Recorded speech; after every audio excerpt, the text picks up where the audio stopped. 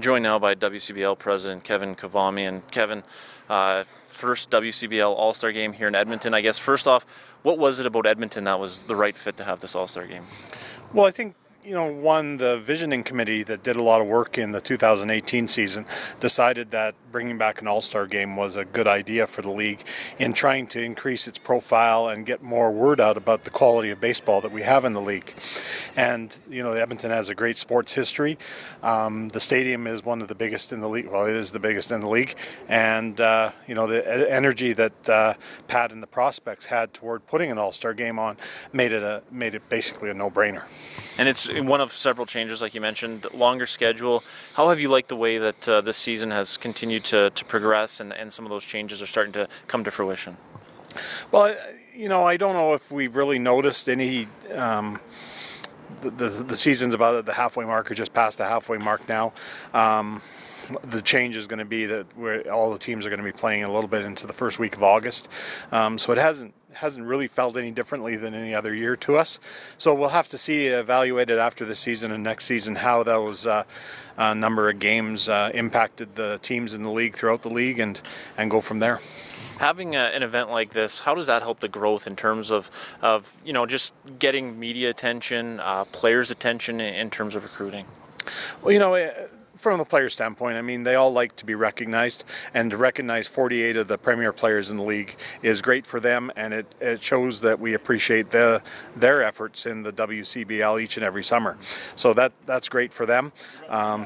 To bring 48 of the players into an All-Star showcase, no differently than Major League Baseball showcases their top talent. We want to showcase that talent and show the fans, throughout Western Canada, the level of play that happens and the quality of player that actually plays in their cities around Western Canada in the WCBL. And that's what it's about, just increasing profile. Kevin Kavami and Edmonton Prospects team owner Patrick Cassidy. Ladies and gentlemen, Matt Stairs played on 13 MLB teams with a career .356 batting average. He also holds the record for most pinch hit home runs ever. Let's give it up for MLB legend Matt Stairs.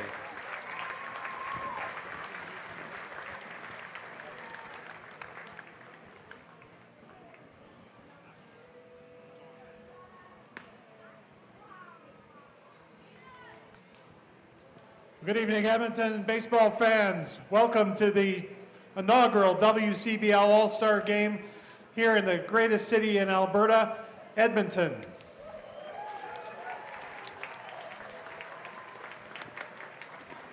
Great sports city. We're honored to have the All-Star Game here this year and again next year. Would have been nice if somebody had had the weather cooperate a little bit more. But all you passionate baseball fans, it's great to see you out here. We're going to put on a great show for you today. I want to thank the Edmonton Prospects and Pat Cassidy for a wonderful job they've done preparing for the All-Star Game and bringing 48 of our players together today to put their skills on for you. So enjoy the game, and thanks for coming out on this interesting day of weather in Edmonton. I want to welcome a gentleman I just met today from the city of Edmonton, Mr. Michael Walters, councillor, and he's got a few words to say. Thank you, Kevin. Good afternoon, everybody. It's a real pleasure to be here. Very briefly, on behalf of Edmonton City Council, to congratulate to Kevin and Pat for their season, for the league, and hosting the All-Star Game so wonderfully. So I just wanted to provide, as a memory for them, for this great weekend, a proclamation on behalf of the city that says, whereas the Western Canadian Baseball League has a long-standing tradition of showcasing top Canadian and American baseball prospects, and whereas the WCBL is Canada's one and only summer college baseball league, providing inspiration, guidance, and training to tens of thousands of young adults, and whereas high-quality competition and coaching make the league a major leader in the development of grassroots baseball through all of Western Canada, and whereas the WCBL All-Star Weekend is a celebration of the exceptional talent of the league's finest players and an exciting weekend of high-quality competition, therefore, I, Michael Walters, on behalf of our Mayor, Don Iveson, do proclaim July 6th and 7th, 2019, WCBL All-Out All-Star Weekend in Edmonton, Alberta's capital city. Thank you so much.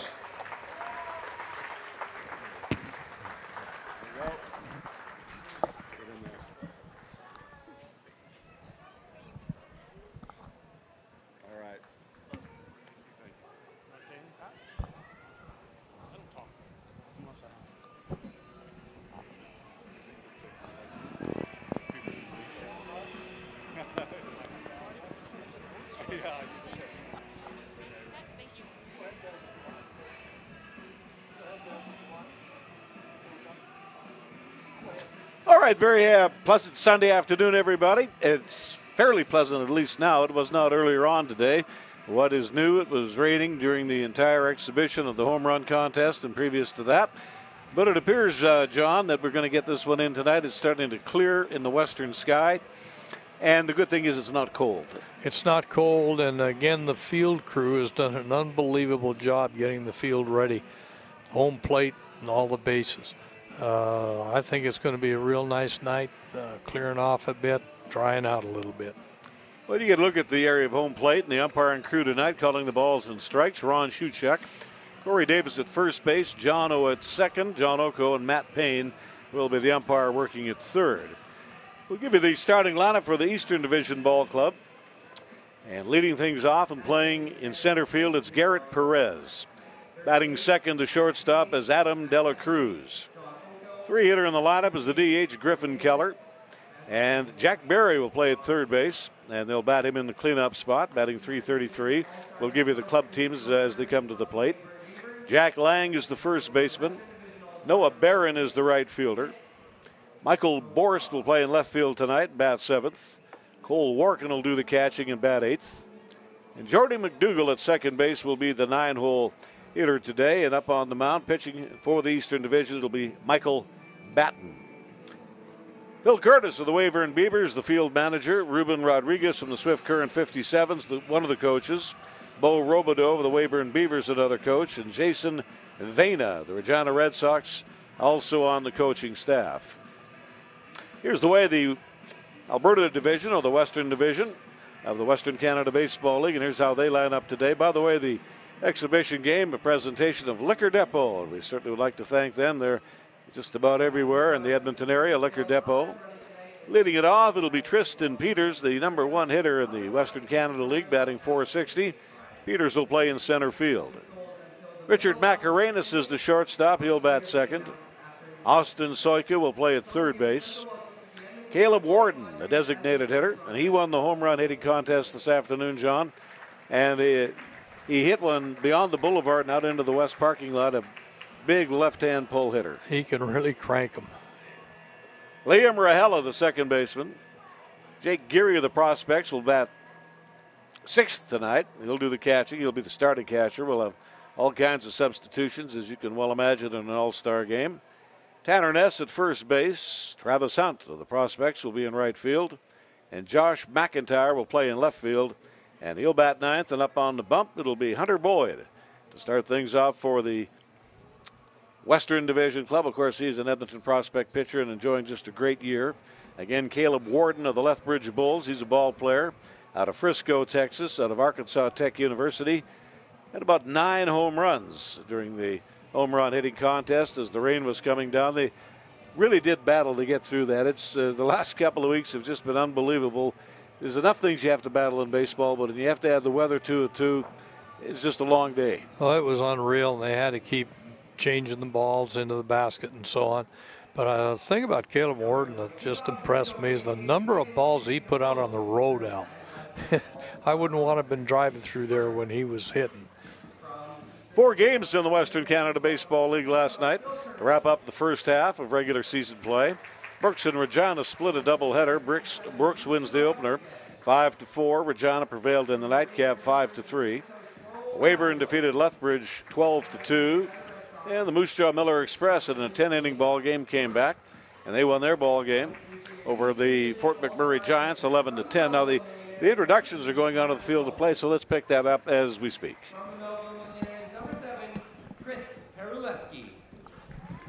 From the Melville Millionaires, number 10, Chris Laker. From the Regina Red Sox, number 19, Jackson Kofer.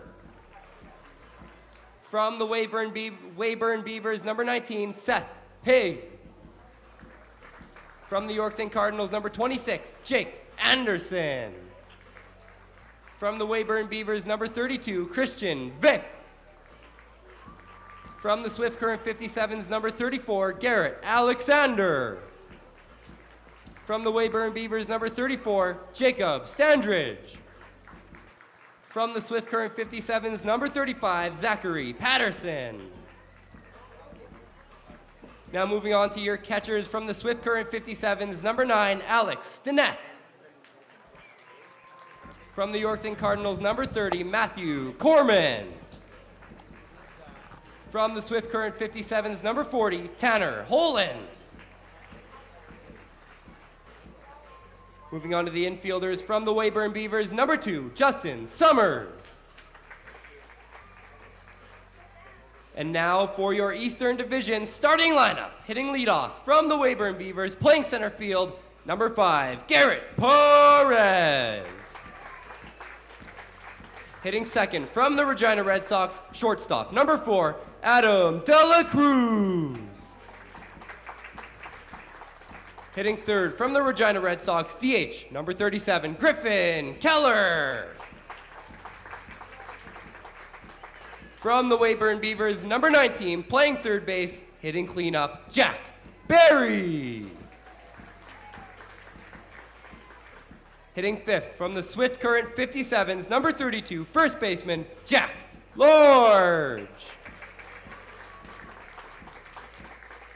Hitting sixth from the Yorkton Cardinals, right fielder, number 9, Noah Barron. Hitting seventh, left fielder from the Moose Jaw Miller Express, number 3, Michael Borst. Hitting eighth from the Moose Jaw Miller Express, number 7, catcher Cole Warkin. And hitting 9 from the Moose Jaw Miller Express, second baseman, number 17, Gordy Mcdougald. And your starting pitcher for the Eastern Division All-Stars, everybody please welcome number 29 from the Regina Red Sox, Michael Batten.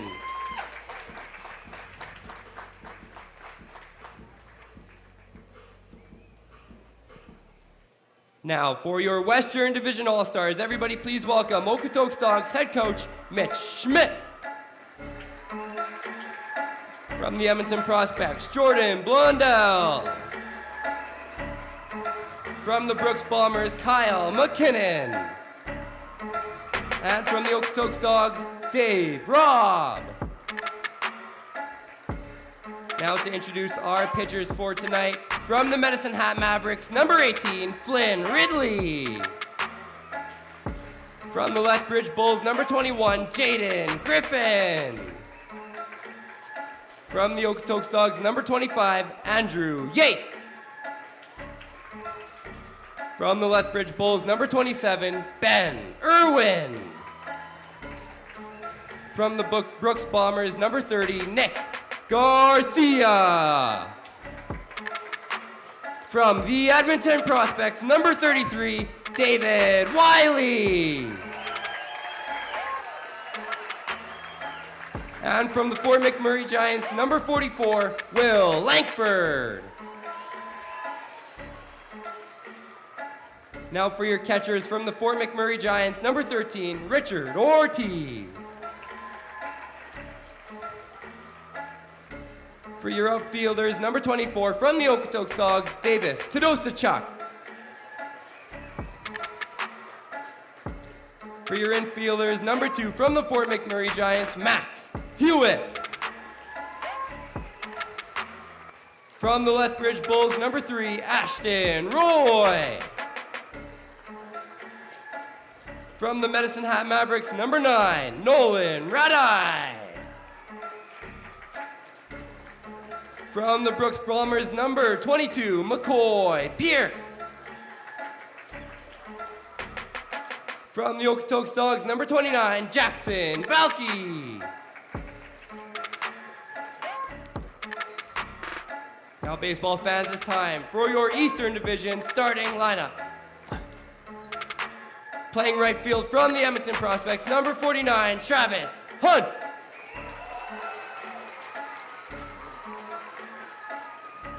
Center fielder from the Okotoks Dogs, number 26, Tristan Peters. Left fielder from the Brooks Bombers, number 5, Josh McIntyre. Shortstop from the Okotoks Dogs, number 5, Richard Mascarenas. Third baseman from the Medicine Hat Mavericks, number 30, Austin Sochka. Second baseman from the Okotoks Dogs, number 9, Liam Rohella. First baseman from the Fort McMurray Giants, number 19, Tanner Hess. And the catcher from the Edmonton Prospects, number 22, Jake Gary.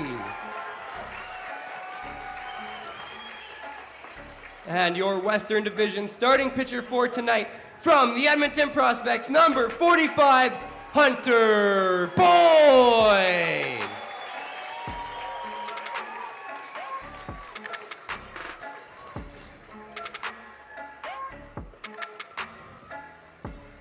Ladies and gentlemen, boys and girls, please rise, remove your caps, and welcome the lovely Romy McMorrow to the field for the singing of O Canada.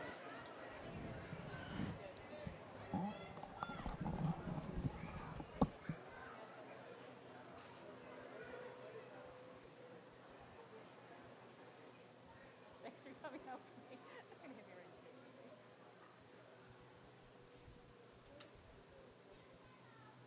Oh, Canada, our home and native land, true patriot love in all of us command.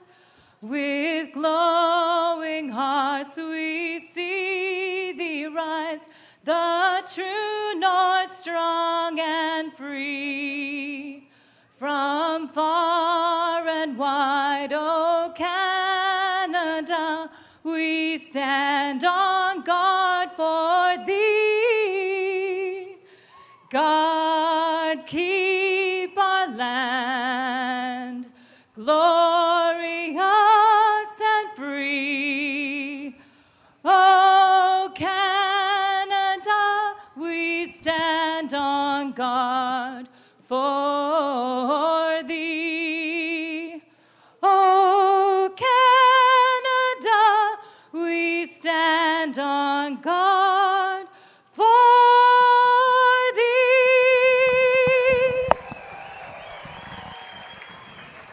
Well, there you see it. A collection of talented baseball players on either side of the first and third base lines, ball players from all across the United States and Canada. Some of them, John, had to drive all night to get here. It was, a number of games in the Western Canada League last night, so they're young and full of prunes. They're all set to go. They really are. They were in for breakfast early this morning here at the ballpark, and it was interesting talking with a number of them. The drive didn't seem to bother them whatsoever. Hunter Boyd on the mound for the first couple of innings in the All-Star game. Both managers, and rightly so, will try to get everybody into the lineup here today. But Hunter Boyd on the bump for the Prospects. Jake Gary is battery mate through most of the regular season behind the plate. Soika at third, Hess at first. Matt Karenas is the shortstop. Brett Rahela at second base. The outfield of Josh McIntyre in left, Tristan Peters in center, and Travis Hunt will be the starting right fielder here this afternoon for the Western Division team. Now, Hunter Boyd has had a really good year. This will be his seventh start. This one doesn't count, of course. 6 starts in the regular season, 1 complete game. He has absolutely eaten up a pile of innings, 43 innings through 6 starts. So that is pretty rudimentary math. That's about 7 1/3 innings of pitching per start. And he's given up 43 hits over 43 innings, indicative of a pitcher that throws strikes. He's only allowed 11 runs, 8 earned runs. Walked 9, he's struck out 35, approximately 4 strikeouts to every base on ball. A perfect record of 4 victories and no losses, and an earned run average of 1.67 As you see him there, big burly right-hander out of Moses Lake, Washington. And he gets the starting nod here for the Prospects this afternoon. Going to get this one underway right about 5:05 Mountain Time, about 1 hour late. But in consideration of the inclement weather, nothing wrong with that. Nothing wrong at all. Right now, it's probably the nicest time of the day we've had. Gerrit Perez will be the leadoff batter, batting .297.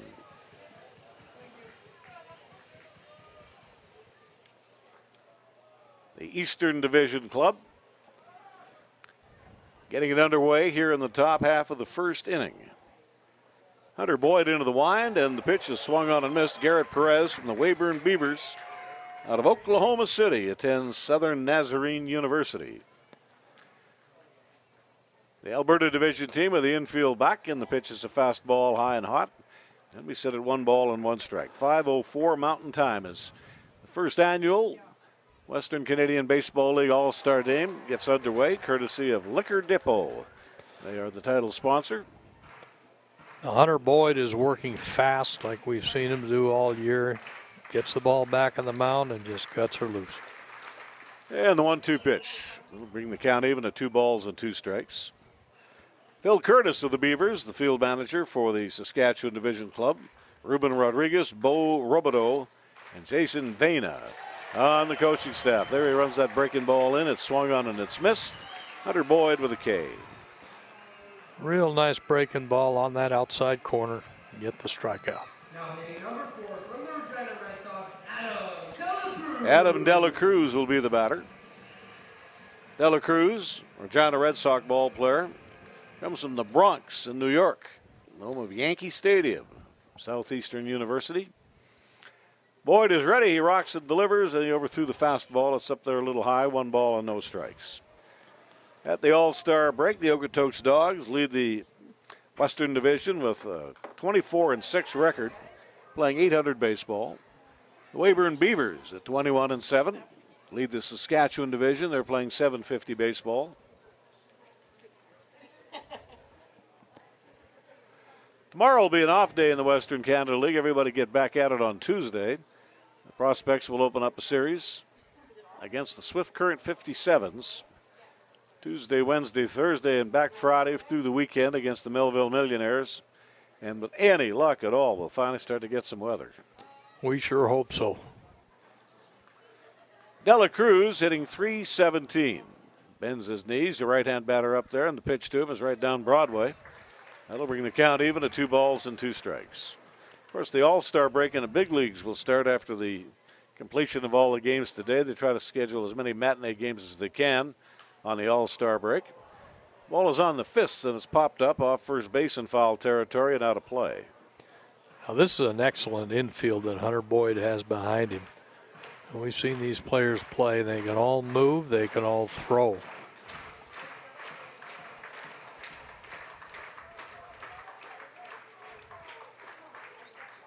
Boyd draws a beat on the target, rocks into his windup from the straight overhand delivery. The fastball fouled away. Now, the first All-Star game in the big leagues goes back to the 1930s. I don't know where it was played. It was the American League and the National League, obviously. It was during the Depression and was kind of like a fundraiser for the teams that weren't doing so well in the major leagues. And here's the 2-2 pitch. Got under it. The ball's hit into left field down towards the foul chalk. Drifting back is Josh McIntyre. He's got an easy catch, 2 away. Now, this is a good pitch. It's a little inside. Batter gets under it. High fly ball. Easy. 3:57 batter due up now. That's Griffin Keller, the designated hitter from the Regina Ball Club. Out of Pilot Butte, Saskatchewan. And he attends Rogers State University. Infield is back. The outfield is straight away. There's the pitch from Hunter Boyd. He's going to gas one in there up a little bit high. 1 ball and no strikes. 2 out. The base is empty. Here in the top half of the first inning, we'll have lots of interviews on our telecast this afternoon. We'll intersperse those as the ball game continues. There's the curveball strike. Bring it even at 1 ball, 1 strike. Boyd ready to go, and the fastball high and outside. Had a nice little gathering this morning. Got underway about 11 o'clock. Nice little bit of breakfast and a chance to socialize a little bit. Matt Stairs, the guest for the weekend, was there. Another big leaguer was there, Lou Pote, who got a World Series ring from the Angels back about 12 years ago. High fly ball, deep left field, drifting back. McIntyre in reverse gear there to make the catch. And that'll retire the side. Hunter Boyd gets it done in the top half of the first inning. And from Rebacks Field, brought to you by Liquor Depot, it's the 2019 WCBL All-Star Game. There you can look at the starting pitcher this afternoon for the Saskatchewan division. And that is Michael Batten. Plays for the Regina Red Sox, Riverview, Florida. Attends Warner University.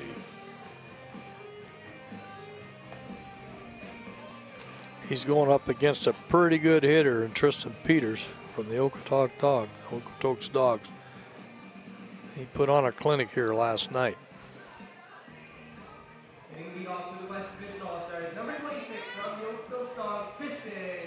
Tristan Peters will get it going for the Okotoks Dogs. That's his club team.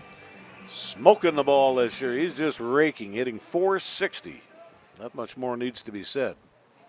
But Tristan Peters, he'll be in center field today. Takes a rip at the first pitch offered up, and he got late on it, and he fouls it away down the left side and out of play.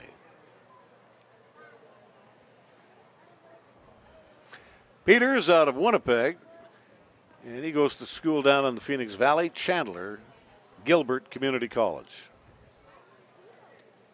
Up on the northern end of the Phoenix Valley, the Brewers used to have a spring training ballpark there. And the pitch is inside. We go to 1 ball and 1 strike. Warkin behind the plate. Barry at third, Lang at first, Dela Cruz, the shortstop, Mcdougald at third base.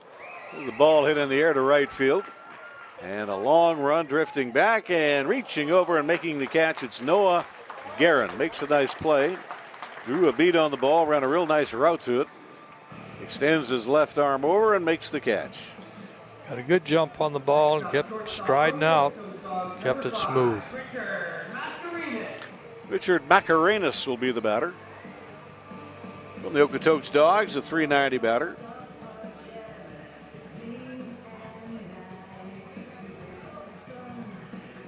Out of Las Vegas, Nevada, attends Lynn Benton Community College. They do a nice job of finding talent, don't they, the Dogs? They really do. Got a network of bird dogs, I suppose. People have given tips on ball players. A lot of wood bat leagues that you have to compete with. The Alaskan League is one. The old Missouri Valley League, it's been around forever. The Cape Cod League. Northern League. A lot of Northwoods League, yeah. Northwoods League, yeah. Fastball to the outside corner brings the count even at 1 ball, 1 strike on Richard Macarenas. The Cape Cod League has been in operation in one form or another for over 100 years as the ball is belted foul up the left side and out of play. I know there's been a lot of big league ball players have come out of the Cape Cod League. One I can think of is a guy who came up with the Dodgers, played for the Blue Jays for a while in some of their big league, real good clubs. Candy Maldonado. And there's a tremendous number that have come up out of that league over the years. Batting into his windup, the pitch, there's a slider and a swing and a miss. If you look at his mechanics out of his windup, that's what's called equal and opposite. You drag your right arm back and your front arm is extended just as much as your back arm is. Equal and opposite, they call it. And with that bender, you got 2 away. Very good pitch. Austin Soika, the batter, hitting .360 on the year.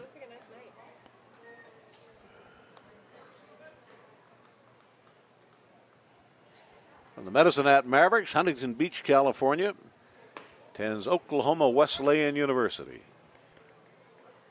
Down to 1 ball, 1 strike, 2 out. The base is empty here in the bottom half of the first inning. In the inaugural Midsummer Classic in the Western Canada Baseball League. There's the first hit. That'll go in the history books. First hit of the All-Star game. Austin Soika got a hold of one out over the plate. Shortened up a swing a little bit, and he pulls the ball into left field for a base hit.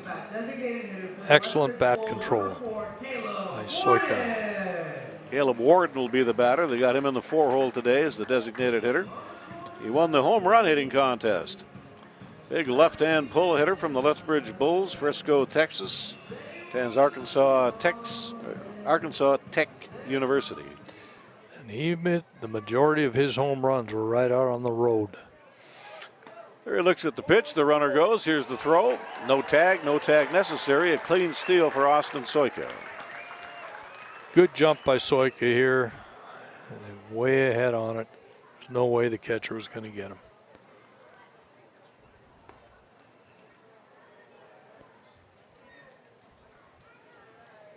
Dugan, a man in scoring position for the Western Division All-Stars. Batten from the set position delivers the pitch down and in. Rain started to come down right about 1 o'clock this afternoon. And it's just a testament to this field and the huge amount of moisture it can take. You can still play a game. As you can probably see, and you will see during the day, there's some water in puddles around the bullpen areas. You know the outfield grass is going to be wet. But the playing conditions on the diamond are excellent. There's a ball back up the middle, right through the wickets of Michael Batten, and that'll be a run-scoring single and a line drive base hit. This ball was really ripped. You'll see it on the replay. Gets down out over the plate, right through his legs, right over second base. Hard hit ball. Now Liam Rahela, the batter. We saw him last night in the ball game that was played here. Rahela, a 300 batter. White Rock, British Columbia, from Thompson River University. So I believe is in the Kamloops area, I think. I believe you're right. They must have one really good summer league in that Okanagan Valley. You know, you got warm weather. You got some fairly big cities. They're all close together. I know way back when they used to have a great senior league. That's a perfect place to play baseball. Hot and dry. And here comes the pitch. Down and away for the big right-hander, Michael Batten. So with 2 out, back-to-back hits. A single to left field, followed by a stolen base, and Caleb Warden with a hard ground ball back up the middle, right between the legs of the pitcher. From the set position, here's the pitch, and that's the slider. It's in there at the knee.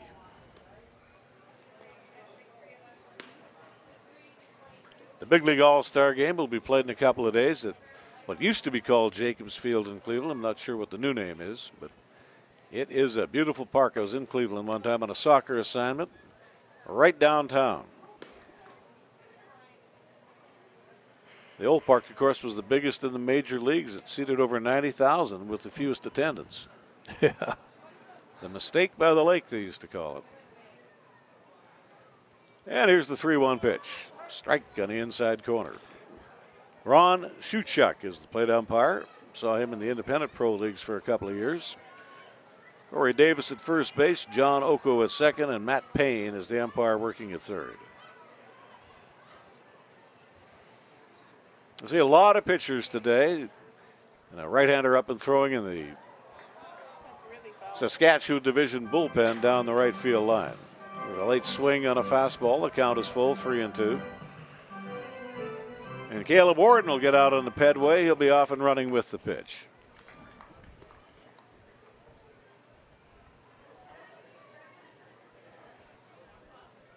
There goes the runner. Here comes the pitch, and it's foul back.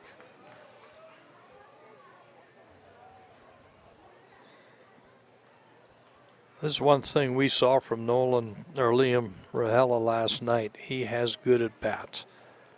He'll work the count, foul the ball off. And here's the 3-2 delivery. That's a fastball high and outside. Ball 4. And the Prospects catcher, Jake Geary, showing a real good year, hitting .320. Out of Buckley, Washington, attends Yale University. He got clobbered a couple of nights ago on a play at the plate. In fact, it might have been last night. Might have been against the Moose Jaw Ball Club. The ball and the runner arrived at the same time. The ball was up the middle, so he couldn't really see the runner. Took him out right at the knee. And he came down hard on the right elbow, but he stayed in the game. Pretty tough young man.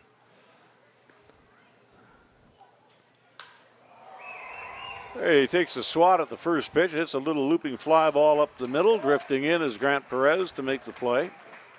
As Gerrit Perez puts leather on that. And here in the bottom half of the first inning, a run on a collection of 2 hits, no errors.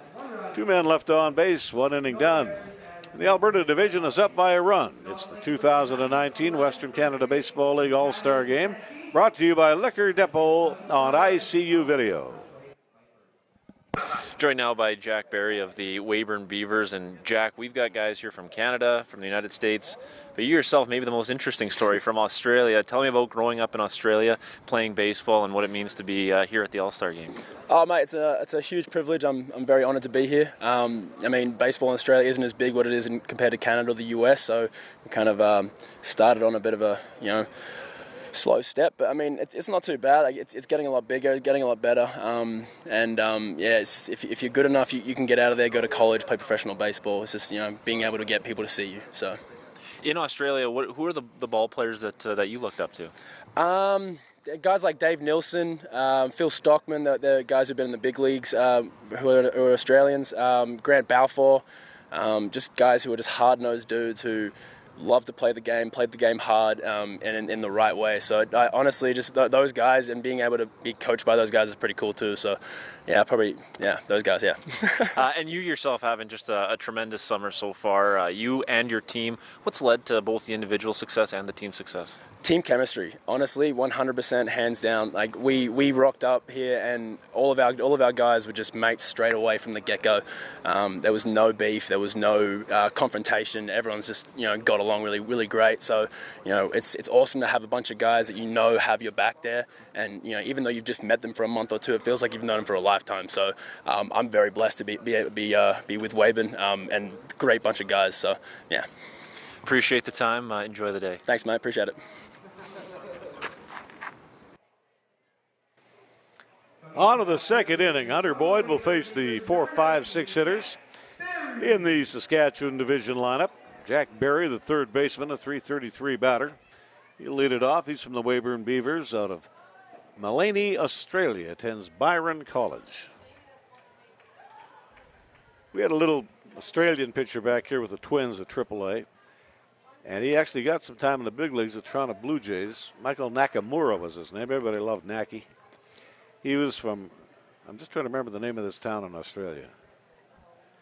But it was about 5 words to pronounce the whole thing properly. Fern River Valley Gulch or something like that. Had to be in the outback somewhere. Somewhere in the outback somewhere, yeah. A little sinker ball right-hander. Got some big league time with the Blue Jays. So Jack Barry, the batter, Jack Lang, and Noah Barron, middle part of the order. Due up here for the Saskatchewan All-Stars.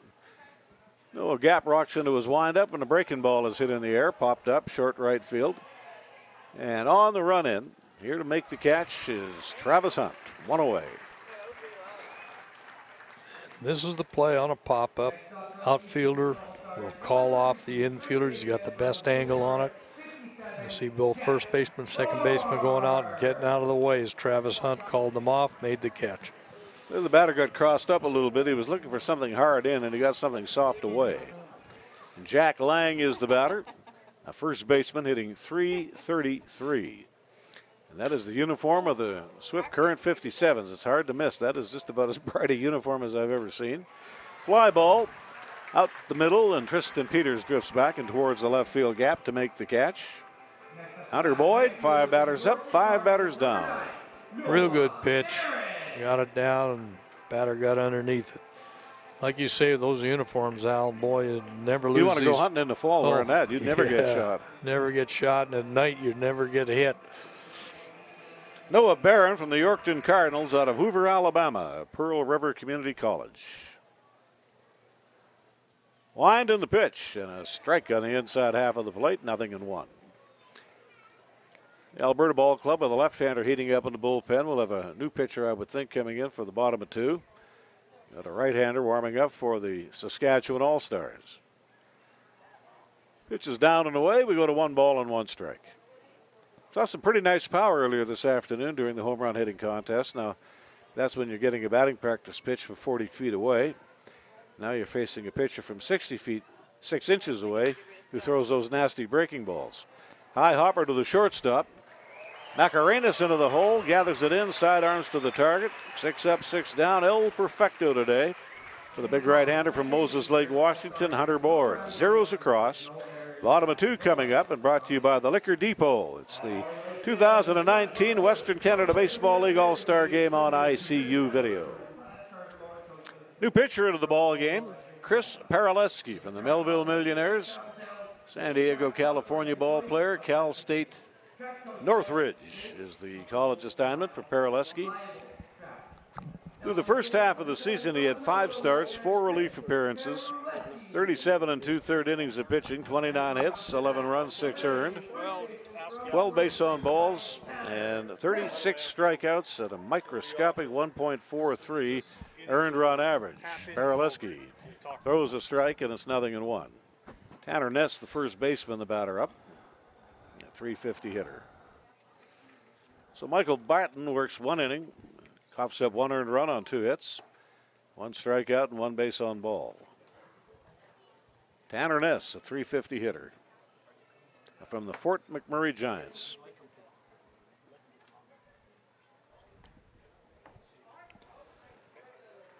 Kind of a ball and a strike here on Hess. Out of Vancouver Island University, Victoria, British Columbia ball player. Bottom 3 of the order due up here for the Western Division All-Stars. There's a ground ball up the middle. De La Cruz ranges to his left side, gathers it in, does a full spin, throws a strike to the bag, and you got 1 away. Real nice play by De La Cruz, getting into the hole over second. Turns and lets her go right away. Knew exactly where he was, knew exactly where first base was.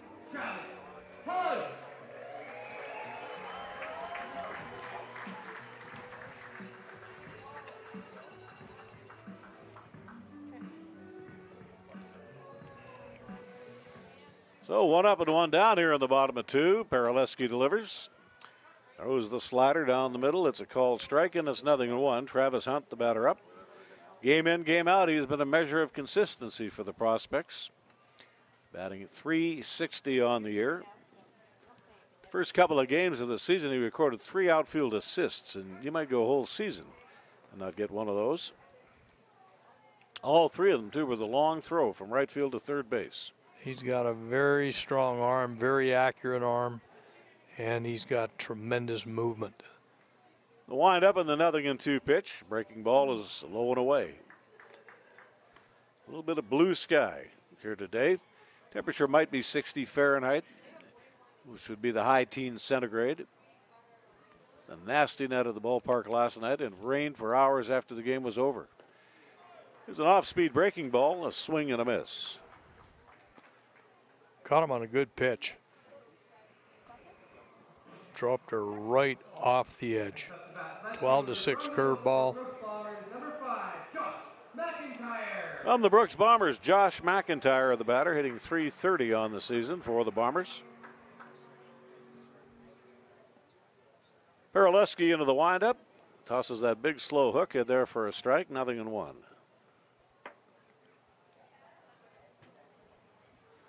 Well, we're joined from the city of Edmonton, one of the councilors who had a nice speech before we got our ball game underway today. Michael Walters, good to have you at the ballpark. Thanks. Great to be here, Mr. Coates. My real pleasure to meet you. I don't think I've ever met you before. I don't believe you have either. I'm not sure it's a pleasure either. Oh, yeah. Well, I used to listen to you when I was a kid, calling all those Ron Kittle home runs. Oh, really? Yeah. You go back that far. 1982. Yeah, that's right. I was a... You've got to be kidding me. That's 27 years ago. Young guy in Drayton Valley. I was, 10 years old, listening to the games on my radio. And you have no idea how many people I put to sleep at night listening to those games. Yeah, well, I was one of them, but I stayed up. I stayed right to the last pitch, probably. Myself a couple of times. Here's the pitch, and it's on the way. 1 ball and no strike. I remember one time Kittle hit 3 home runs in a ball game, 2 in 1 inning. We had an early May game at Spokane Indian Stadium, and hitting 3 in the game you don't happen to know. He hit twice in 1 inning. Yeah, he was an amazing hitter. I'm going to have to make a nomination to get him into the Canadian Baseball Hall of Fame. Nobody in the minors or the big leagues ever had a year like he had. And he's not in the Hall of Fame? He is not in the Canadian Baseball Hall of Fame, so write that down. We got to get him in there. Another thing to do. 50 home runs, .345 batting average, 145 runs batted in. led the league in on-base percentage, led the league in triples, doubles, and home runs. And to lead the league in triples is really something because Ronnie wasn't all that fast, and the triples hitter is just a doubles guy with a little bit of speed. But he was a wrecking crew in '82. He was, and he was my first favorite baseball player because he was a trapper. He was here in Edmonton, and he was amazing. John, you've met these good people. Oh, yeah. It's amazing to me, when you saw Ron Kittle play here, when Al talks about the triples, he'd hit that ball into the gap and then it'd run on the wall. And he'd get around there and get that triple. But he had more speed than what a lot of people thought because he had real long legs. He broke his neck with the Dodgers. He played for the Lethbridge Dodgers, a team in the Pioneer League. Had about 15 guys went on to the big leagues. Broke his neck, a bone in his neck. Was out of the game. He was working at the U.S. Steel Mill in Gary, Indiana before the White Sox gave him a tryout.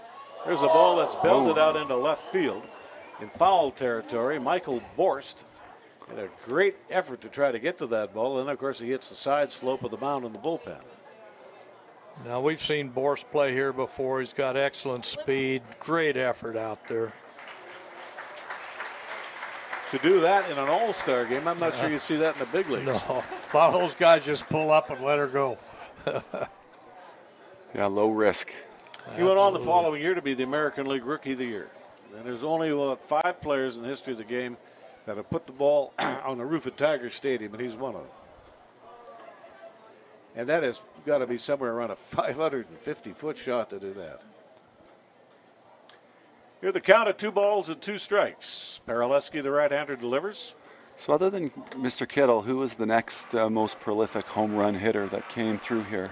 Oh, Tim Salmon. Tim Salmon. He belted out 35 about a decade later. And there was a ball player that had been beaned twice before he got to the Trappers. Quite often you get beaned, you may never come back again.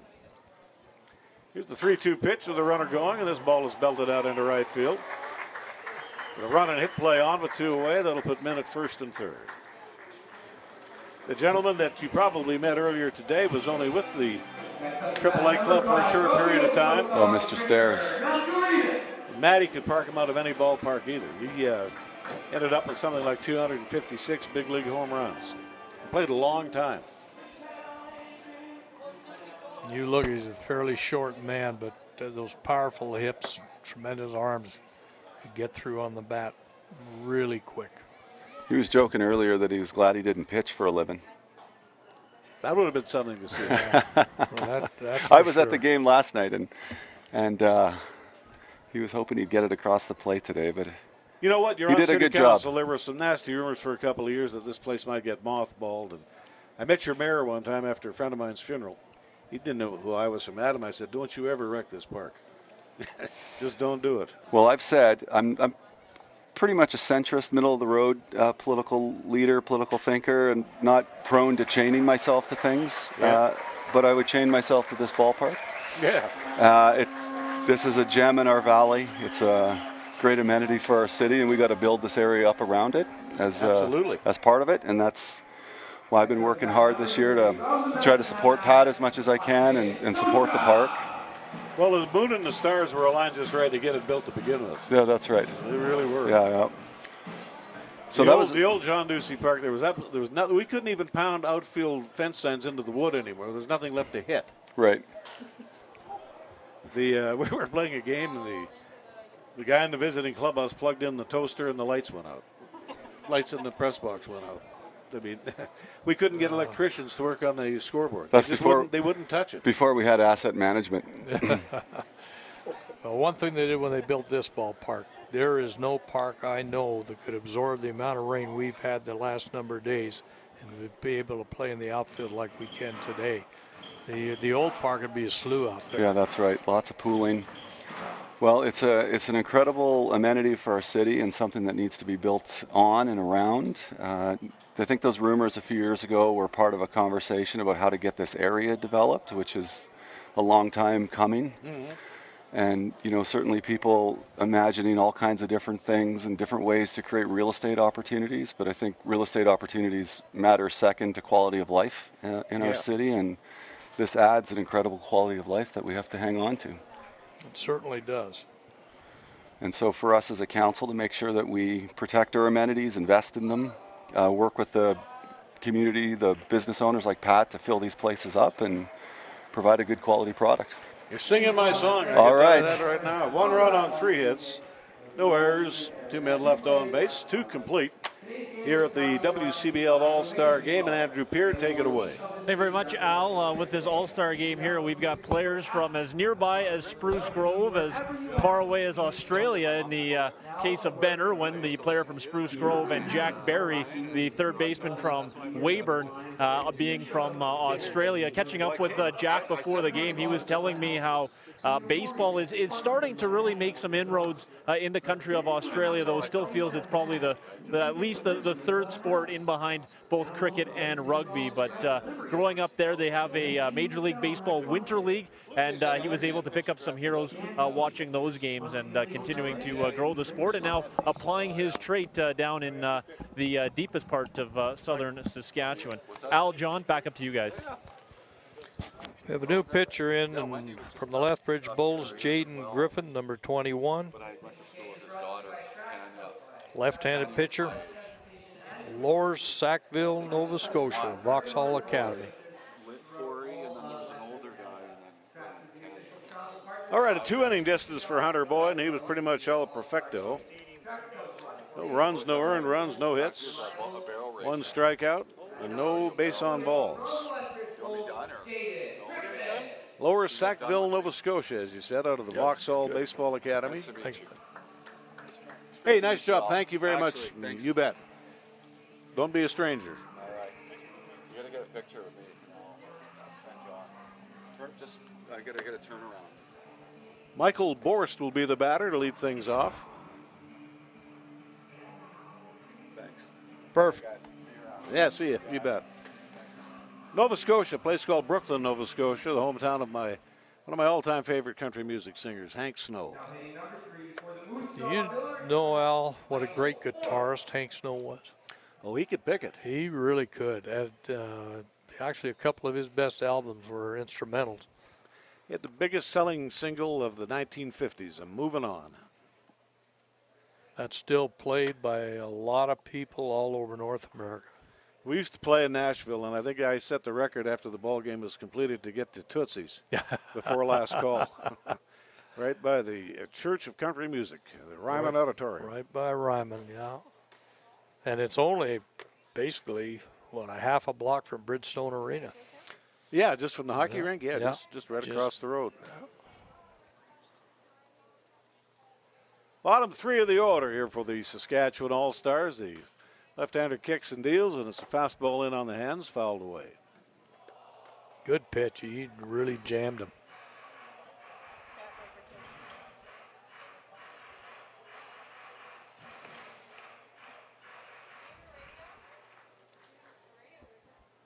Boris hitting .361 here for the Moose Jaw Miller Express. They're coming off a series at Fort McMurray where they won 2 out of 3. They got some nice players. They got a real lights out back end of their bullpen, their setup man and their closer. We saw them here last week, and they did a tremendous job. Boris out of McHenry, Illinois, attends Minot State University.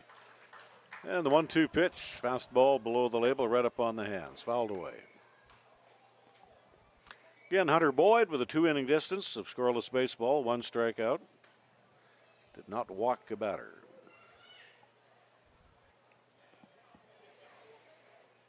A right-hander heating up for the Alberta Ball Club, and a Swift Current 57 right-hand pitcher getting loose for the Saskatchewan All-Stars. Fastball is high of the target. We go to 2 balls and 2 strikes. 35. Blue Jays picked up a victory today in their series finale with the Baltimore Orioles. Beat them 6-1 to salvage 1 victory out of that series. There's the high leg kick and the pitch. He's giving him a steady diet of fastballs in on the hands. He is, and keeps fouling them off. What just happened there? Did they hit a pigeon? They hit a pigeon. Last time I called an all-star game was at the beautiful ballpark in the Elizabeth River in Norfolk, Virginia, Harbor Park, home of the Norfolk Tides, AAA affiliate of the New York Mets. Jerry Royster managed the Pacific Coast League Ball Club. And the International League Club was managed by a former Trapper catcher, Marv Foley. That Norfolk area just, boy, all military, isn't it? Well, they had a nice little hooch up for the night before the game. I guess I shouldn't say that. They had a little soiree. Which got a bit out of control, but it was on that big aircraft carrier, biggest plane or biggest ship in the world. There's a high hopper on a jam shot to the batter. Rahela fields a slow ground ball and throws it to the bag. As Adam Borst has probably got his hands ringing right now. That one was right in on the fist. Yeah, he got a steady diet of fastballs in on the hand. Cole Warkin is the batter, 325 batter from the Miller Express.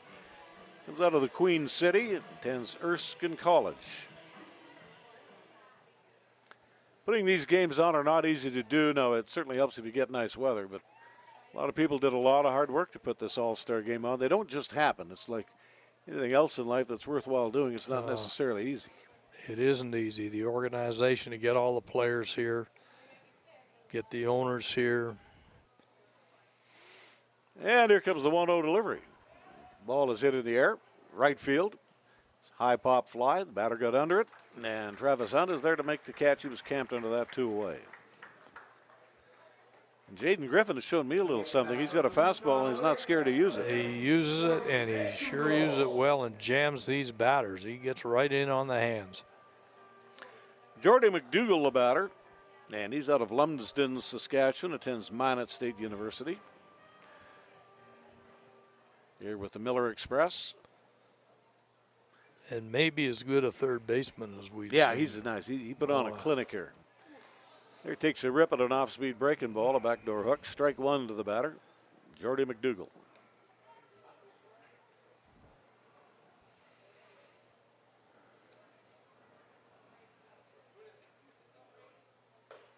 Oh, pulled the string on that one. Nice pitch. You're getting the best arms in the league, and you're also facing the best bats. But here you see what the good arms do against the best bats. Exactly right. 7 times out of 10, they're going to win. A stretch, and the 0-2. Fastball is upstairs. See how he makes that fastball look. I don't know what the velocity of that was, but it looked a lot harder because he saw 2 big, slow curveballs before that. And that's the key. Change the velocity. Change the location. And know the weakness of your batter. Old saying in baseball, pitching is like opening up a restaurant. It's location, location, location. Exactly. Griffin does not work out of a windup. He comes set and delivers. Drops that breaking ball in there at the knee. And that's his first strikeout on the day. The Saskatchewan All-Stars are out of business here in the 3rd inning. Smoke rings across.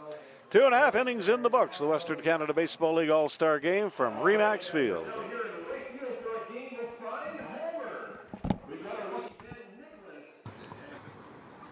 Joined now by Regina Red Sox player Griffin Keller. And Griffin, we'll just start. You're having a tremendous season that's led you here to the All-Star game. What's been paramount for your success this year? I think just going up there with my right approach and, just going up and knowing what I want to hit before I get up there and not chasing anything to get myself out. So if I go up there with my right approach and put a good swing on something, I'm pretty confident that, I can hit something hard. Growing up in Pilot Butte, just outside of Regina, for those who don't know, growing up there, and I know Saskatchewan has a real good culture of baseball. Who are some of the guys that you looked up to as a young ball player? You got to go with a guy like Mitch Mcdougald. He was he's our head coach the last 2 years before Coach Jay took over. And, I grew up watching him play with the Regina Red Sox and, just kind of guys like that. More Canadian guys like Joey Votto and Justin Morneau too. Just a couple of big left-handed hitters that hit for power. So, those are kind of the guys I tried to model my game after. Being summer league ball, you get guys coming in from all over the country, all over the United States, in some cases Australia, if you're the Weyburn Beavers. As a local guy, what goes into, welcoming guys and providing a good team atmosphere? Yeah, like there's a lot of things that go into it. You know, you want to, like being from the Regina area, I try to make everybody feel as comfortable as they can. You know, like introduce them to lots of the, places around and, lots of the people they kind of need to know in order to get things there. So, I take that kind of on myself to, make sure everybody's comfortable and, enjoying themselves. And Caleb Warden, the designated hitter, will be the leadoff batter.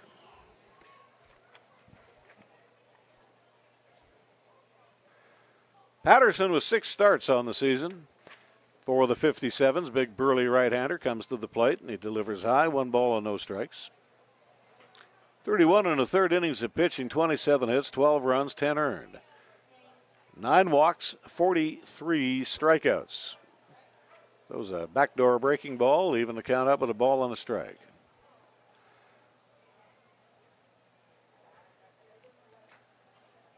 Patterson with a 2-1 record and a 1.80 earned run average. Caleb Warden knocked in a run with a bullet right back up the middle, right through the box between the wickets of Michael Batten, who was the starting pitcher in the ball game today. And the pitch is in there for a strike. Count is evened up, but 2 balls, 2 strikes. The infield is back. The outfield is straight away. If you're not familiar with the ballpark in Edmonton, it's in another county up the middle. 420 to straightaway center. Big poke down the left field line, 340 feet, 320 to right. As it was, these college league players, they got a number of them parked out of here in the home run hitting contest. Did pretty well. This young man did very well. One of the things with him, to me, you've got to pitch him inside on the hands. If you get the ball anywhere over that middle of the plate, it could very easily be gone.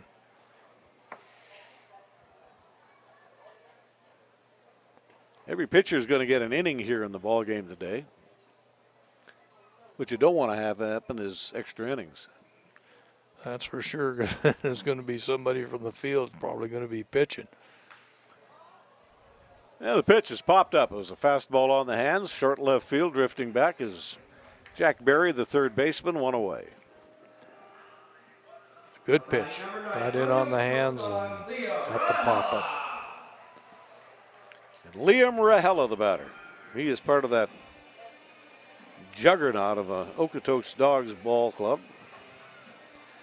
I really like him as a second baseman, not just his at bats, but he handles that second base as well as anybody we've seen. Rahela out of White Rock, British Columbia in the Lower Mainland. Very first Canadian player to get drafted in the first round of the June draft in the big leagues was a left-hander from right around White Rock, Eric Francis. And at the end, he was just pitching on a bum arm in Toronto. His breaking ball was looping. He had no velocity, and he was pretty much done.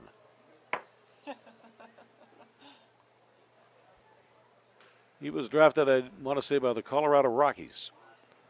Fastball high outside, ball 3. You know, it's amazing that the Colorado Rockies would ever sign somebody or draft somebody who's a breaking ball pitcher.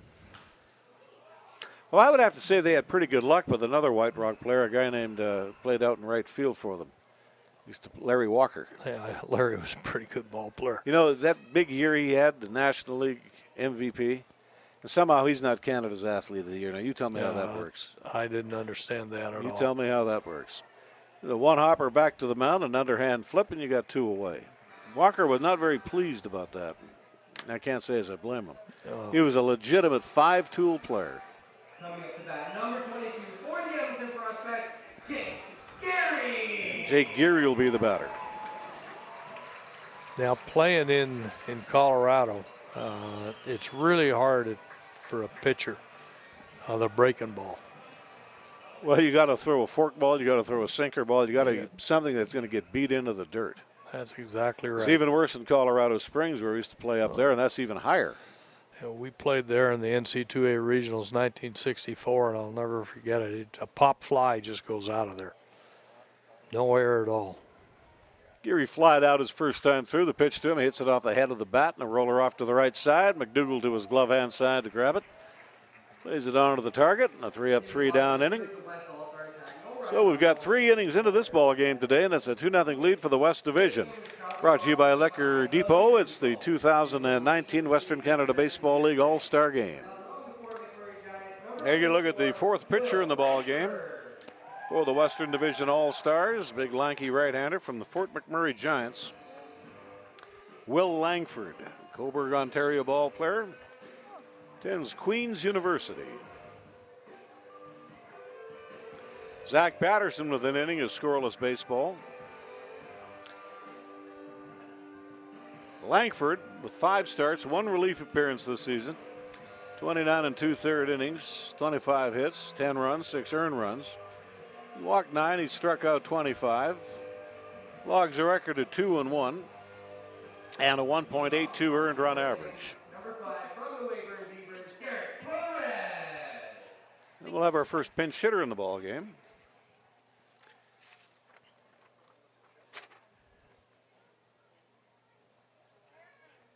That'll be number 5, Gerrit Perez. No, I beg your pardon. No, he's the guy that was in there to start the ball game off, struck out swinging. Gerrit Perez is the batter. Correction on that.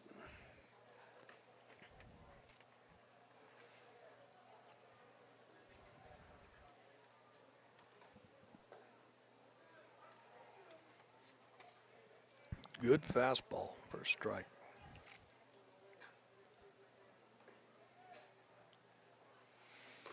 Langford with a breaking pitch down on the way and a count of 1 ball and 1 strike. Jaden Griffin, 1 inning, no runs, no hits, 1 strikeout. Ground ball down to third base. Soika with a nice fielding play from his knees, throws a strike to the bag, and there's 1 away. Hopefully we can get that on replay. That's a real nice fielding play. This is a beauty.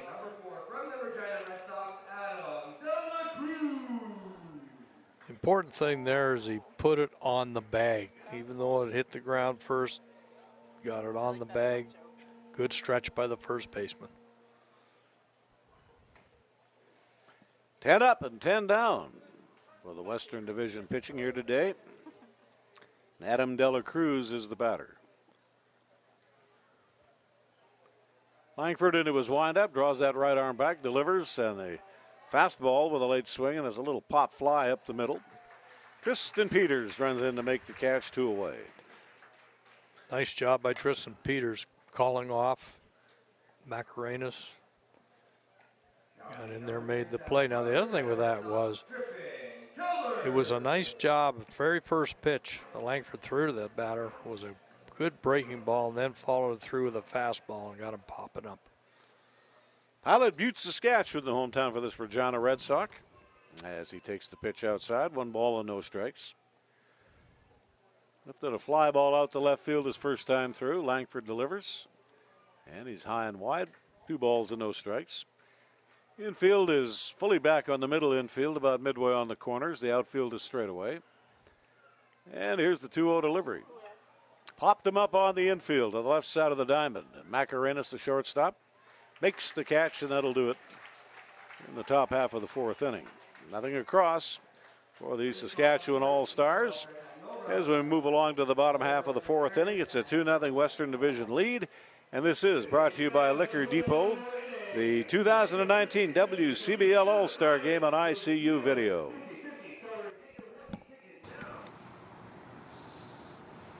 Joined now by Melville pitcher Chris Paryaleski. And Chris, we'll start with this. We have Jack Barry here, who's from Australia.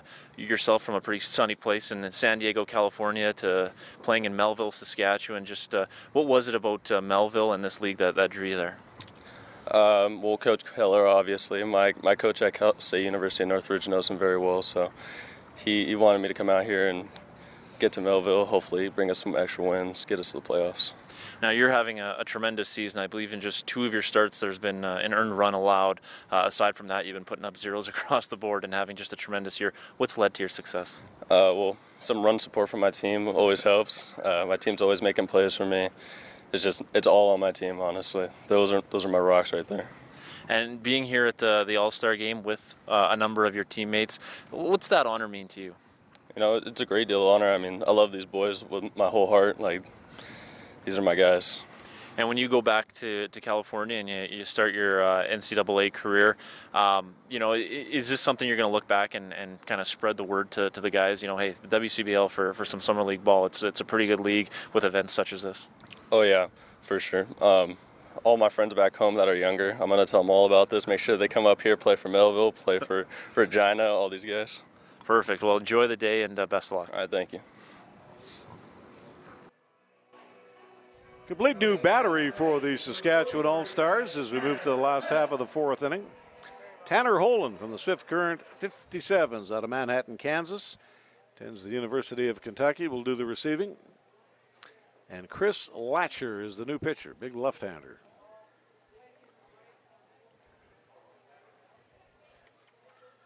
Zach Patterson with a scoreless inning as we give way to the fourth pitcher of the ball game, Chris Latcher.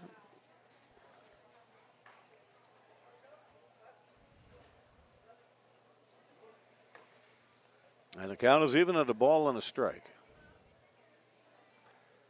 From the Melville Millionaires, 10 ball games this season, 9 in relief.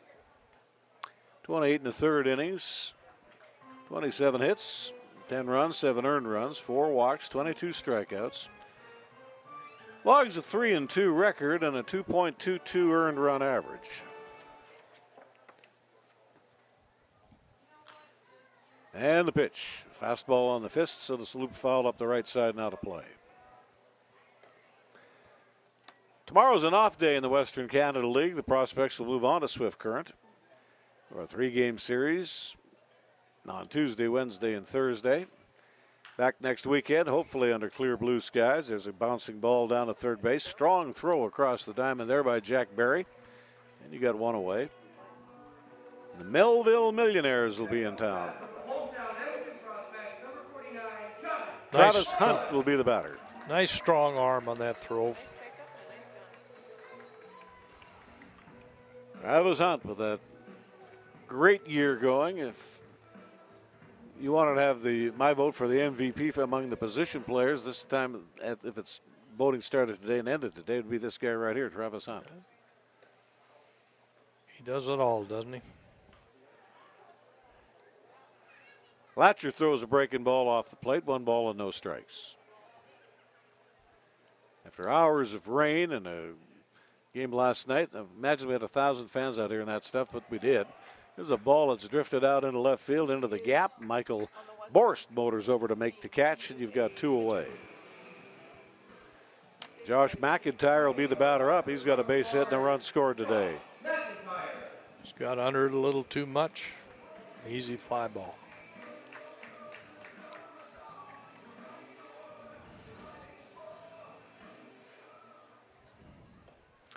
Left-hander cranks it up and delivers, and a hard ground ball to the left side. Dela Cruz, the shortstop, gets the tailgate down. 6-3 on the putout, and that'll do it for McIntyre. And the West Division here in the last of 4, nothing across. 4 innings through, and Andrew Peart, it's all yours. Thank you very much, Giles. Standing by here with Prospects pitcher David Wiley. And David, we'll start with this, being named to the All-Star team. What does that mean to you? It's a great honor, and it just kind of shows all the hard work we put in this summer. And Travis Hunt, Hunter Boyd, and Gary, they're all great players, and it's an honor to be here with all of them. A guy coming up here from San Diego, first off, our summers are normally a lot warmer than this, but does something like this help draw a player to this league, having all-star games and events such as this? Oh, obviously. I mean, every player wants to be in the all-star game when you start the season, so an event like this in a stadium like RE/MAX and a town like Edmonton, every player wants to be here at the start of the season, so it's definitely a great honor, and I would love to see it continued. What's your mindset right now, waiting to get called to jump in there? Win a ball game, get the last 3 outs. Perfect. Thanks for this, David. Thank you. Guys, back up to you. All right, thank you very much. New pitcher in the ball game is Nick Garcia from the Brooks Bombers, Moreno Valley, California ball player out of Missouri Valley. And Richard Ortiz will be the new catcher.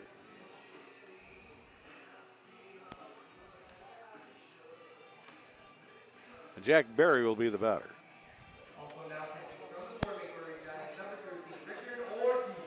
Garcia with the Bombers. He's got 7 starts, 1 relief appearance, 1 complete game under his belt, 46 innings of pitching. 57 hits, 37 runs, 23 earned runs. Great walk to strikeout ratio, 11 base on balls, 39 punchouts, 2-3 record, and a 4.50 earned run average. 12 up and 12 down for the Saskatchewan All-Stars here today. Hunter Boyd pitched the opening 2 frames with 1 strikeout and 0s over. Jaden Griffin, 1 inning. No runs, no earned runs, no hits, 1 strikeout. And Will Langford worked an inning. You said something? Looks like we have a new shortstop in too. Just checking the number.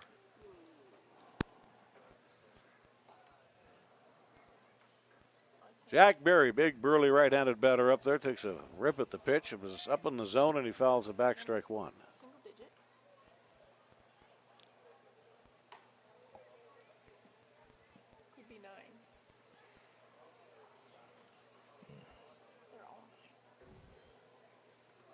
Jack Lang, the first baseman, and Noah Barron, the right fielder. Due up here for the Saskatchewan club. No wind at the ballpark here this afternoon, right about 60 degrees Fahrenheit. The rain has hopefully vacated the premises for good.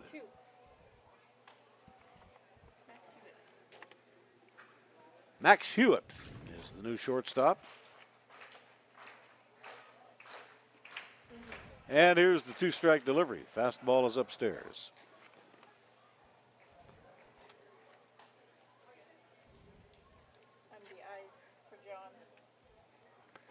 Hewitt out of Midhurst, Ontario, attends Oklahoma State University. Now I always get the two mixed up. Is Oklahoma State the Cowboys or is it the Sooners? Oklahoma State is the Cowboys. University of Oklahoma, the Sooners. They had the wishbone offense, didn't they? Did for a period. Well, Oklahoma did for a long time. Actually, a pretty good football player out of Sherwood Park. Chuba Hubbard is playing down at Oklahoma State and playing very well for him. We don't have a score here today, so I'm just going to say that's a hit. Heck, you flew all night or drove all night to get here, you should get a knock. Jack Lang is the batter. Again, Hewitt is the new shortstop in the ball game. The pitch is outside. We go to 1 ball and no strikes on Jack Lang. Batting .333 on the year for the Swift Current 57s. 2 years ago, they were the league champions. And then they were called the Swift Current Indians. That had been their nickname for just about ever. Changed it to the 57s. Really? And that ends the string of putouts initiated by the Western Division pitching. They had mowed them down 12 in a row. And Jack Berry aboard on that squibber through the right side of the infield.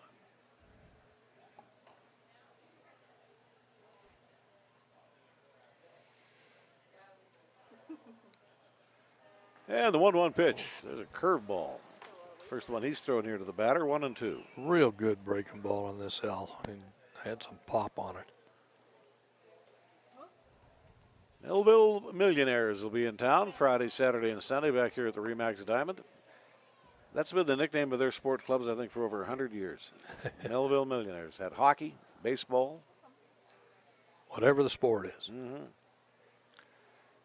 And the 1-2 pitch off the head of the bat. That's a foul ball down the left side. Two of the toughest guys that ever played in the National Hockey League were both Melville Millionaires. One was John Ferguson, and the other was Eddie Shore. Eddie Shore might have been the toughest player to ever play in that league. He was from a little place just north of Regina, a place called Cupar. And the 1-2 pitch, threw him that deuce, took a big rip at it, and he's out of business. Really pulled the string on this great breaking ball. Nola Barron will be the batter. Come into Jiffy Lube today for a Pennzoil fully synthetic oil change. No appointment necessary. Warranty approved. Earn air miles and a $100 travel credit. Details at jiffylubeservice.ca. 1 out, 1 on here in the top half of the 5th inning. Al, I really like the way Garcia is mixing his pitches up. Slow ground ball pulled off to the left side of the mound. Here's the throw to the bag. And that should be in time. Yes, it is. Nice play Hewitt, by the Hewitt. shortstop. Yeah, he did a nice play on that. Thought maybe he was going to try to barehand it. But as you see, he makes the transfer in record time. 2 away. That's what an all-star game is all about, what we're seeing here right now. And Michael Borst swinging a happy pull this season, batting .361. And again, this young man has power. He's got speed. It might be college-age ball players, but I'll tell you what, they're just about as big as the big leaguers. Well, they are big.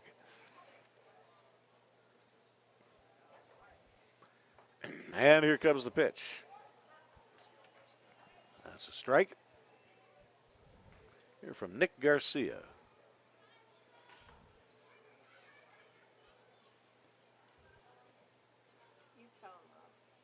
Saskatchewan Division Club with the first runner in scoring position today, first base runner, period, that being Jack Berry, who reached base on a looping single into right field. Garcia, his first pitch, fastball. Second one, a good breaking ball. Got the foul for an 0-2 count.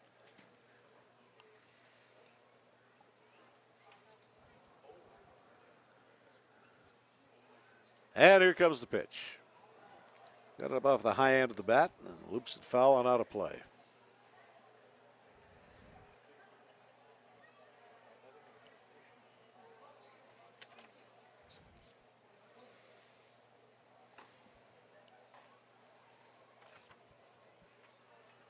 One pitch away from putting this ball club to bed here in the top half of the fifth inning. It was a fastball that just missed.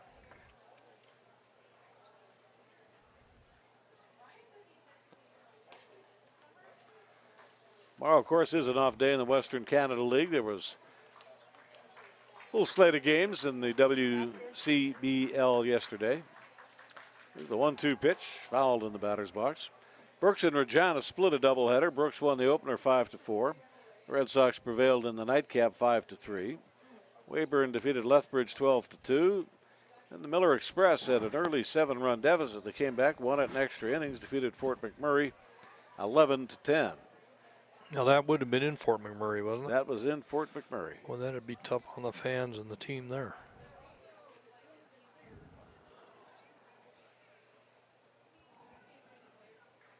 Infield is drawn back. The outfield is straight away. That's a fastball that misses about the width of one baseball off the outside block. 2 balls, 2 strikes.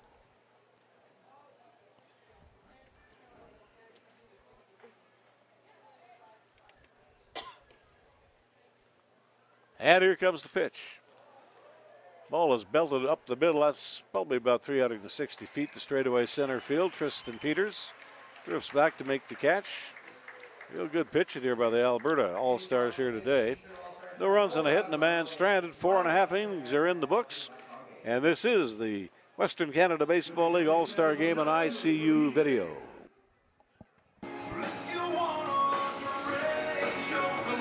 Joined now by Edmonton Prospects pitcher Hunter Boyd, who will be starting today. And Hunter, first off, what does that mean to you to be able to get the start in an All-Star game here in your home ballpark?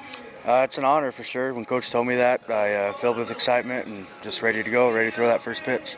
I've heard your story. It's a remarkable story, from surgeries as a kid and your throwing arm no less, to being unsure kind of what the future in baseball held for you.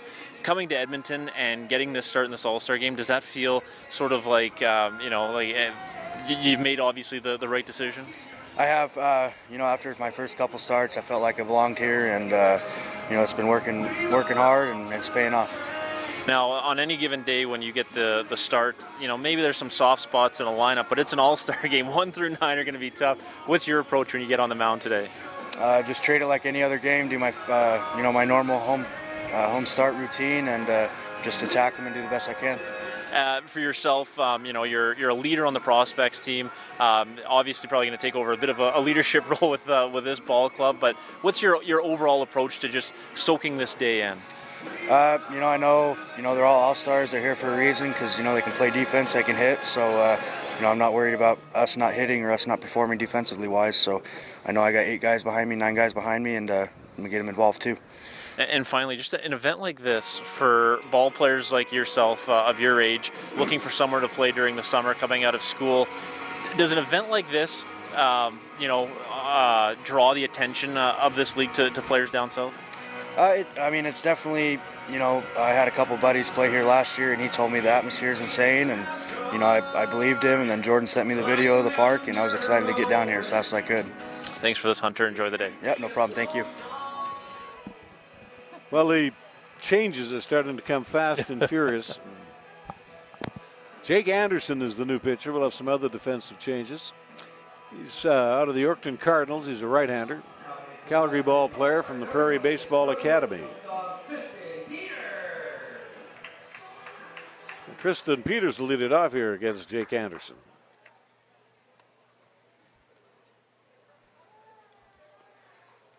No statistics to give you on Anderson, but he throws a first pitch strike, and his ball belted up the middle, a room service fly ball, and Tristan Peters is erased, one gone. Really good pitch. Hits her down Looks inside. like a heavy ball. Absolutely. If you're wondering what's the difference between a heavy ball and a light ball, they're all the way the same. It's usually just a ball that's got a hard break down on it. And when you catch it, it hurts. Richard Macarenas is the batter. And Macarenas fouls the pitch off.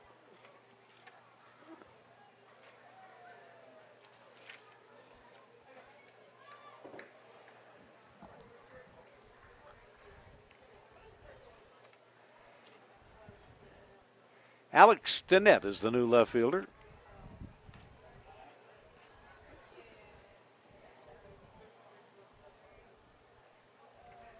Tanner Holland, of course, is the catcher. He came in the last inning. And the attendance here today, 1,543. Considering what the weather was like, that's a good house. So Stinnett now the left fielder. Real good breaking ball in that last pitch by Jacobs, or by Anderson.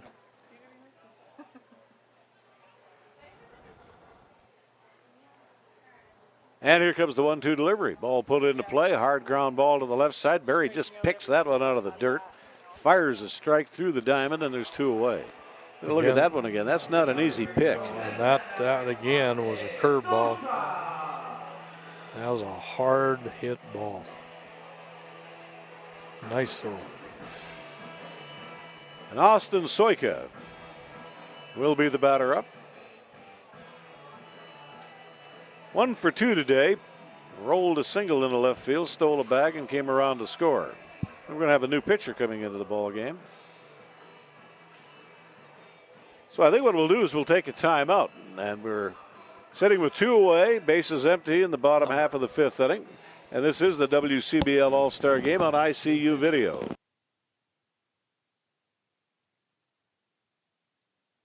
And there's the ball that's raised out into right field, drifting back, and timing his jump just perfectly was Noah Barron here in the last half of the 5th inning. No runs, no hits, no errors, and nobody left on base.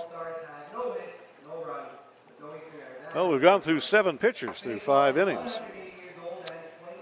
There you take a look at the Saskatchewan dugout. A fly ball, a ground ball, and a fly ball. The totals for Jake Anderson, 2/3 of an inning and zeros across. Austin Soika, the final out here. Over the bottom half of the 5th inning, we'll have a new pitcher coming in to start the 6th inning. Let's take a timeout. This is brought to you by Liquor Depot, the 2019 Western Canada Baseball League All-Star Game on ICU Video. Joined now by Caleb Warden of the Lethbridge Bulls. And Caleb, we'll start with this here at the All-Star Game. What does it mean to you to be representing your team? I think it's pretty cool. This is my last summer playing college baseball, so to be able to do this for the Lethbridge Bulls is pretty cool. So. And yeah, you mentioned your last summer. You've been around for a little while. This is the first WCBL All-Star Game. How have you just seen, from your perspective, the league grow in terms of the talent and the players that are in the league? It's pretty good. Last year was a pretty good talent-wise for both sides. There's teams like Medhat that was really good this year, and they're doing all right this year. It's kind of weird to see that happen because they were just so good last year, and then Okotoks takes their place this year basically. So it's pretty cool. It's fun to play against really good really good baseball players in this league. And for yourself, just having a tremendous season, obviously being here at the All-Star game. What's led to your individual success this season? It's kind of followed over from school ball.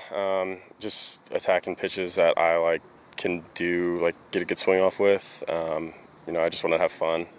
This is it, maybe. So I want to go out on top. So. And now I'm assuming you're going to be in the home run derby. 420 to straightaway center. Are you going to be attacking that wall? Center field, no. I'm going to try to pull everything and get it up in the air. 320 is a lot shorter than 420. I don't know if I could even get to hit the wall here with that. Well, enjoy the day and best of luck this afternoon. Thank you. Tanner Holland, catcher from the Swift Current 57s out of Manhattan, Kansas, will be the batter to lead things off as we get this top half of the 6th inning underway. And Flynn Ridley is the new pitcher from the Medicine Hat Mavericks.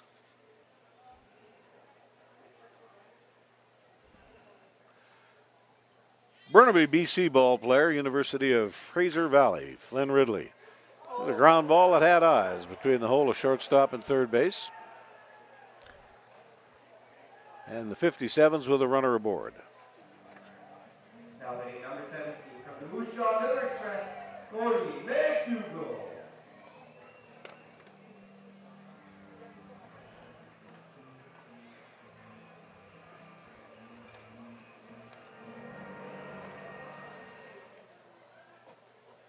No statistics to give you on Flynn Ridley. And the pitch is a breaking ball outside. 1 ball and no strikes.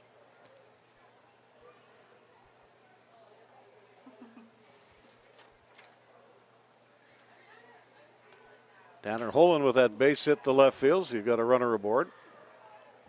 As the ball is popped up and fouled away, we're at 1 ball and 1 strike. Right-hander warming up for the Saskatchewan All-Stars. Big lefty getting loose for the Alberta All-Stars. Valk is now in the ball game and playing at first base. 25.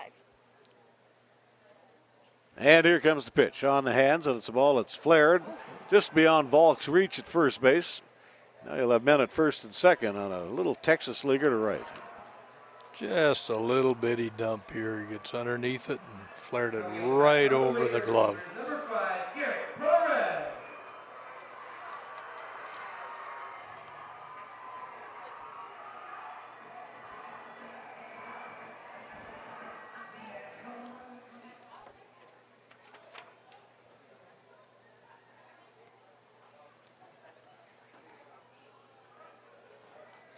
There's the pitch, and it's a called strike. Flynn Ridley, 5th pitcher on the night for the Alberta All-Stars. Told you these score sheets are going to be a mess before this thing is done. And the pitch is a fastball up high. A little bit of chin music on that one. That's pretty tight.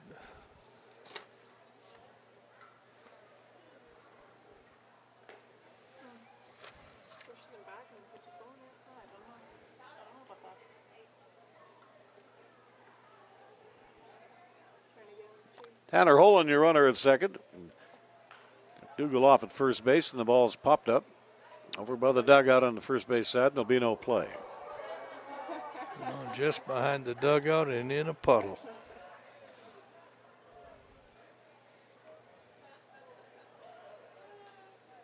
But this is how he wants to keep pitching. He's forcing the batter, mixing up speeds, good location. Nick Garcia with the pitching line today. 1 inning, no runs, 1 hit, and 1 strikeout, didn't walk a batter.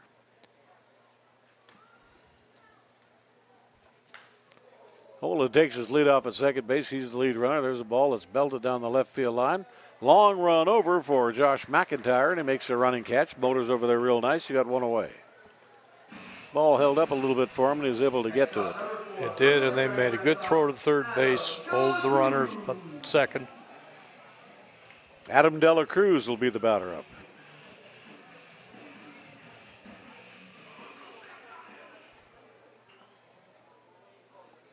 I'm amazed that we're getting this ball game in at 4 o'clock. It just looked butt ugly. It was. most of the afternoon it was bad, and now it's cleared up pretty nice. And here comes the pitch. It's a slider, low and away, 2 balls and no strikes. Tanner Holland at second base. Jordy Mcdougald, who got jammed on a pitch, and he still found a way to loop a ball into short right field. Had the first baseman been playing fully back, he'd have got it. As the ball belted out into right field. Lots of hang time on this one. Drifting on in is Travis Hunt. No, that's not Hunt. That's a new ball player. And the catch is made. Or is that still Hunt? No, that's Hunt. That's Hunt. And you notice that runner from second was not going to test that arm and go to third. Hunt was up and ready to throw that ball, and he's done such a good job of putting that throw from right field right on the number on third base. Griffin Keller will be the batter up. There's the stretch in the pitch. Throws a fastball over the outside corner, bringing it around to strike 1. Your vehicle ready for summer. If not, visit your neighborhood Jiffy Lube for a fully synthetic oil change and do it today. Well, not today. Today's Sunday. But get a $100 travel credit towards hotels, car rentals, and a whole lot more. Jiffy Lube, keeping you moving all summer long. 16. Which is high and away, 2 balls and no strikes. It must be. One of those. Flynn Ridley from the Medicine Hat Mavericks, the defending league champions. They're 3 games under 500 going into the All-Star break at 14-17. There, Ridley threw one right down the middle, right down Broadway. I guess it was low ball, 3 strike none. 2 men on with 2 away. 2-0 ball game. The Alberta All-Stars lead. And that should do it. It's a pop-up over by the coaching box at first base. Vault comes over to make the fielding play. Nice pitching job. Got 2 men on and then just set them down. That final pop-up. All right, let's move to the bottom half of the 6th inning. Still a 2-0 ball game. The Alberta All-Stars in the lead.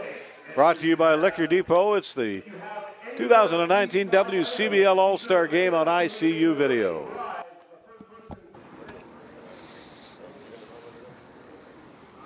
Joined now by Lethbridge Bulls pitcher Ben Irwin. Ben from Spruce Grove, Edmonton area kid, here at the first ever WCBL All-Star Game. What's it mean to you to be here in front of your hometown fans? Yeah, I mean, it means a lot. I grew up playing at this field. I was here all the time. So it's kind of cool to see it go full circle, and you know, I'm here playing in an all-star game now with my family. It's going to be here watching me, and yeah, it just means a lot. Do you have numbers on how many friends and family are going to be in the stadium today? I'm not sure. I know my parents will be here, probably my sister, and other than that, I'm not sure, but it'll be cool to see who shows up. Tell me about just playing baseball in Alberta growing up. How have you seen the game grow? As you know, here in Edmonton, we've seen great crowds all season long. There seems to be a real appetite for the game here in Edmonton and the entire province. Mm-hmm. Yeah, you know, it's grown a ton. We see guys like Mike Soroka in the big leagues now. He's an all-star. Tons of guys playing college baseball. It's just cool to see how much it's grown, how much it's got better, and the coaching has a huge part of that, I think. I mean, we have some of the best coaches in Canada, I think. So, yeah, I definitely think that's why the game is getting so big here and so popular. And coming out of Spruce Grove and the Vauxhall Academy, what did you learn growing up that's maybe been something that's stuck with you that's led you here today? Probably just to trust myself. I mean, I'm here for a reason. You just got to trust yourself, know what you've done, know all your preparation, and the coaches just help instill that in you and, get you to the places you need to be. Now, on most days when you're up on the mound, there's some maybe softer spots in a lineup, but it's the All-Star game. 1 through 9 are going to be tough. What's your approach up on the mound today? I just got to compete. Just go out there and have some fun, throw strikes, and see what happens. Enjoy the day, Ben. Thanks for doing this. Thank you. New pitcher of the ball game is Jackson Kofer. Batting. Regina Red Sox pitcher out of Henderson, Nevada, University of Nevada, Las Vegas. UNLV.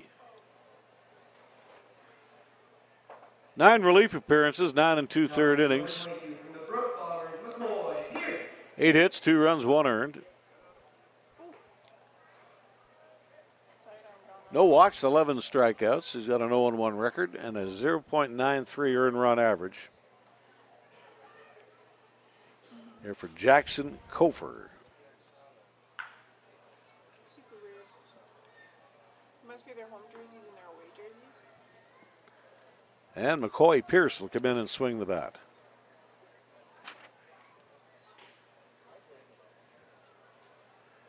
From the Brooks Bombers, the Kamloops BC ball player.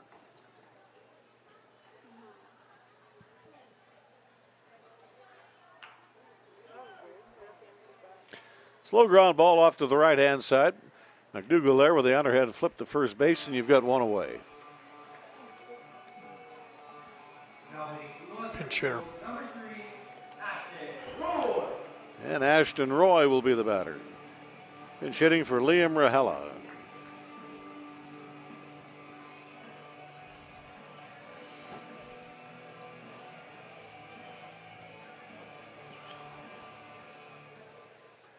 One out here in the last half of the 6th inning. Yeah, me too. It looks so good. Jackson Kofer, big burly right-hander, drops his arm angle down a little bit. Hangs one out over the outside corner, a little high, 1 ball and no strikes. Like when they do the ketchup bottle in hockey games? Yeah. They do, Now they say here at the University of Las Vegas, I assume they mean University UNLV. Or are there 2 of them? There could be 2 of them. You'll see this quite often at schools. 2 universities in the same town, slight name change. And the pitch. Take it up high, 2 balls and no strike. Make that ball 3.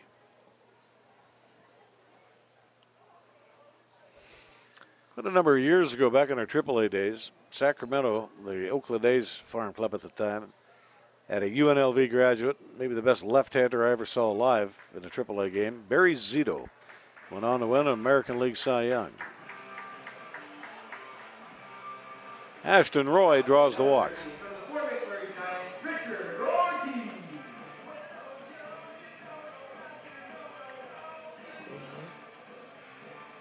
It'll be Richard Ortiz coming in. Fort McMurray Giant.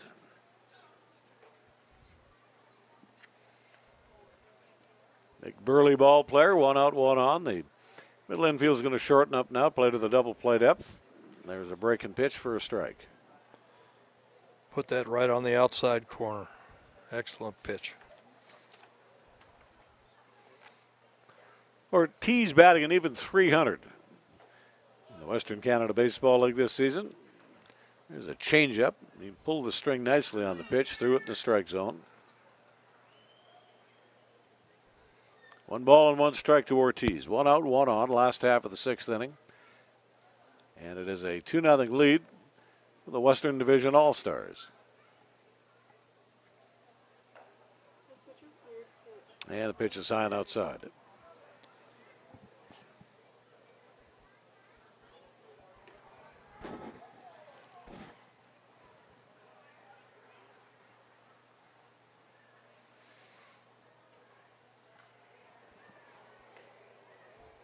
Ball game at the 1 1/2 hour mark, near in the last half of the 6th inning.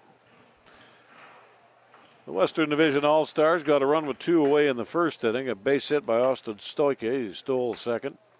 Came in to score on a Caleb Warden base hit up the middle. And they later another run with 2 away in the 2nd inning. A single by Josh McIntyre.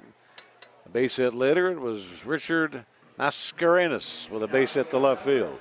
Nice breaking ball on this strikeout. He just dropped her off, changed it a little bit. Jackson Volk, the batter.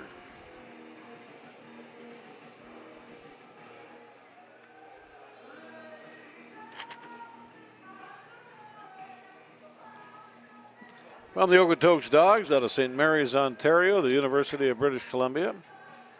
And that's going to do it for the pitcher, Jackson Kofer.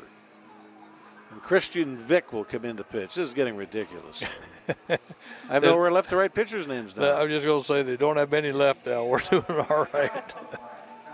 Christian Vick. Let's take a timeout. This is the WCBL All-Star Game brought to you by Liquor Depot and ICU Video. New pitcher into the ball game is Christian Vick. He'll come into this game here in the 6th inning with a runner on and 2 away. The Weyburn Beavers out of Camden, Tennessee, southeastern Missouri State. The outskirts of Nashville, that's where you'll find Camden, Tennessee.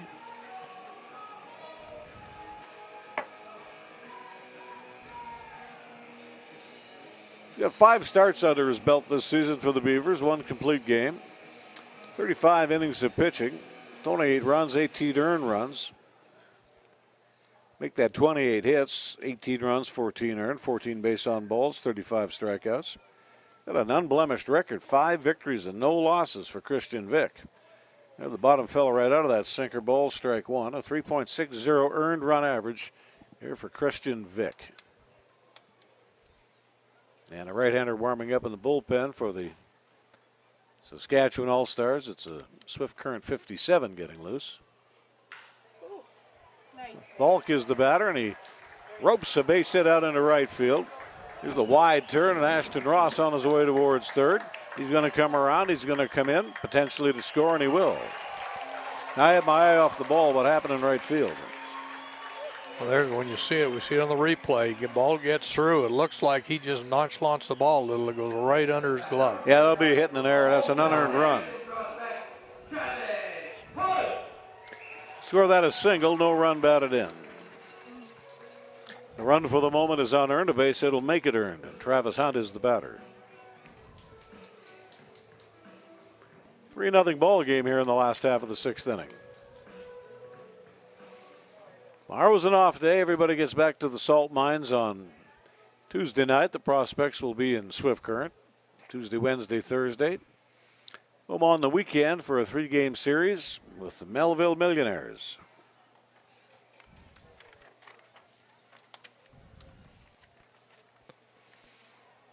Melville at 12-17, 9.5 games back in the Saskatchewan division. 1 ball and no strikes. Here comes the pitch. Turned the ball over and he misses down and away. What he doesn't want to do is get this ball up at all to Travis Hunt.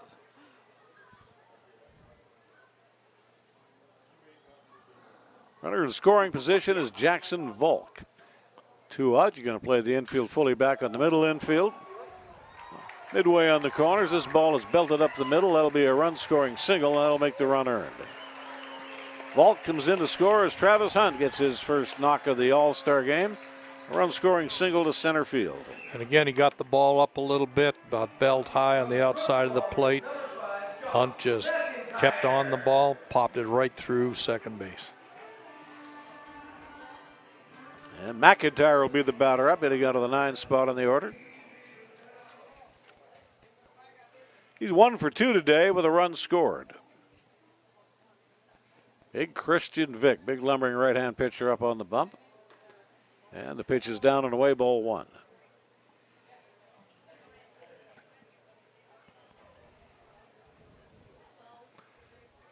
First of 2 straight years that the WCBL All-Star Game will be held in Edmonton. Runner goes, catcher out of the crouch. The throw is on 1 bounce from Holland, and it was up on the third base side of the bag. So a stolen base for Hunt. And again, Hunt's got good speed. We've seen it all year. Got a good jump, beat the throw.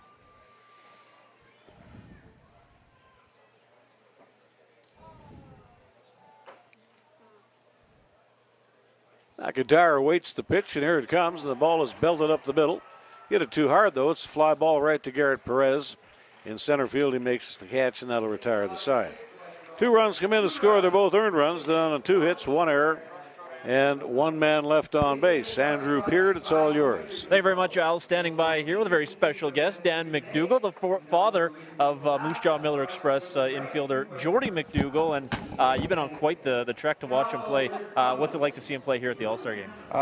Awesome to see him play at the All-Star Game. I was up in Fort McMac for 3 games. I was here in Edmonton for 3 games. I'll probably hit 50 games this year in the Western League, and cheering on the Sasky boys, Cole Warkin, Griffin Keller, and of course my son Dan Jordy Mcdougald. All products of Team Sask. So Greg Braun's good job with Team Sask over the years, and it's always fun to watch local guys play ball. Great representation from Saskatchewan. One last one for you. Do you take full credit for Jordy's ability? He's absolutely raking this year. He's hitting quite well this year. I'll probably give some credit to his grandfather who followed him around for a lot of years. Appreciate the time, Dan. Thank you. Guys, back up to you. New pitcher into the ball game, and that is Andrew Yates. A big left-hander.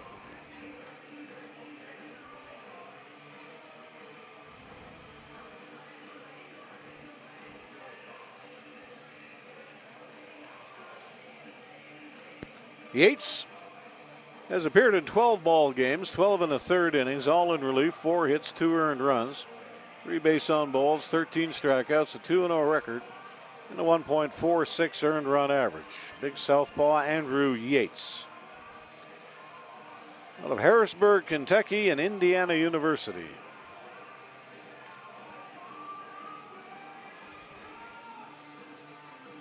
And Jack Berry, the third baseman, who's made a couple of real nice plays tonight, down at third base, will be the leadoff batter.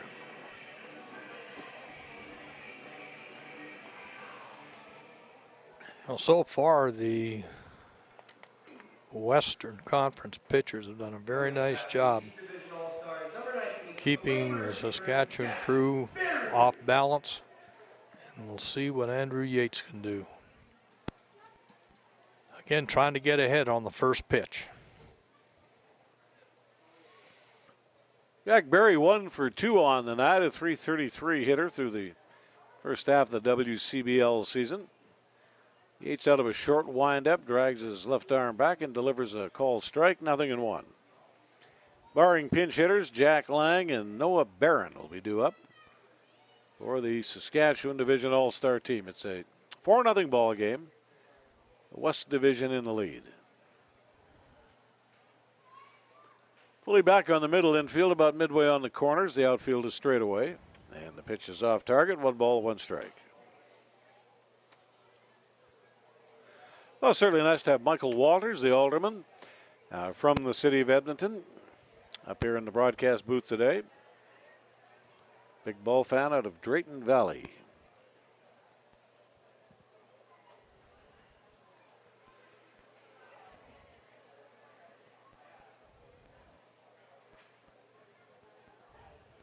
Out here, 2 balls and 1 strike on Jack Berry. From Maleny, Australia, Byron College. He got jammed on an up and in fastball. He'll hit it foul and out of play up on the right-handed side. Like I told you the other day, all the years have been coming and nothing changed. Seagulls. Just waiting for supper when they put the refuse outside. They're amazing, and there's more of them today than we've seen in a while. Count of 2 balls and 2 strikes. Fastball is upstairs. Here from Andrew Yates. I would suspect that he's going to try to put this one in on the hands. That's what he did 2 pitches before.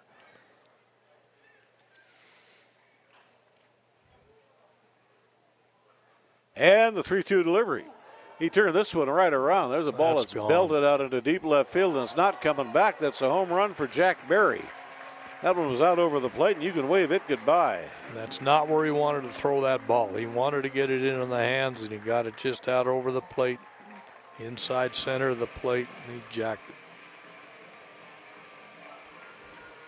it. A sweet swing by Jack Berry. Here's the replay. You look at it, watch that ball come in right over that middle and just a little bit inside. Good batting stroke. Jack Berry, that's his 13th home run of the season. He got 12 in the regular season. And he hit that one right on the screws. Another ball raised out in the left field. That one should be caught. McIntyre drifting back about 10 feet in front of the warning track. Pulls it on in. You got one away. Noah Barron should be the batter. Coming up to bat from New York State Cardinals, number 30, Matthew Corman. Well, we'll have a pinch hitter coming in.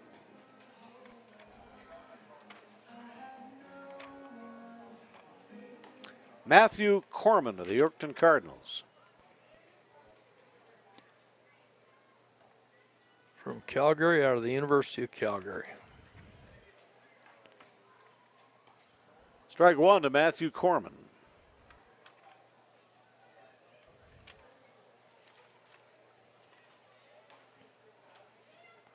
The pitch, and the ball raised out into short right field. In fact, it won't clear the infield. Drifting back here is Rahela, and he makes the catch 2 away.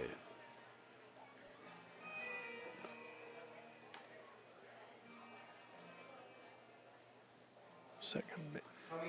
Michael Borst will be the batter. From the Moose Jaw Miller Express on an 0 for 2 night.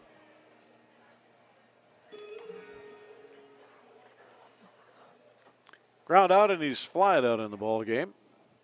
Yates delivers, and the ball popped up towards the foul line in right field. And it is out of play and into the barbecue area. Strike one to the batter. Second base. Shortstop. The next telecast here on ICU will be Friday night, followed by a Saturday night telecast and a matinee contest Sunday afternoon here at Remax Field with the Melville Millionaires coming to town. Strike one on the batter. Fully back on the middle infield, midway on the corners. The outfield is straight away.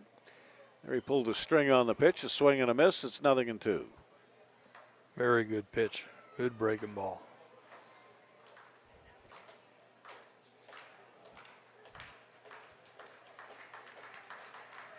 Pitch outside, go to 2 balls and 2 strikes. 1,543 here today. Had the weather cooperated, I think we'd probably been double that. And you just go through that sometimes in baseball. You get the wet years, you get the dry years.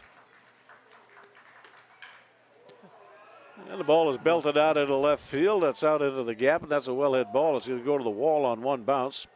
And here's Michael Borst pulling into scoring position. A ball that he shot through the 7-hole into the left field gap for a 2-base hit. Well hit ball again out over the plate. Gets it deep in the alley. I have a feeling after that one last night, I don't even really want to talk about it. The prospects didn't do well. The outfielders were probably tripping over their tongues. I mean, they had some long runs to go and some gopher balls. Oh, they did.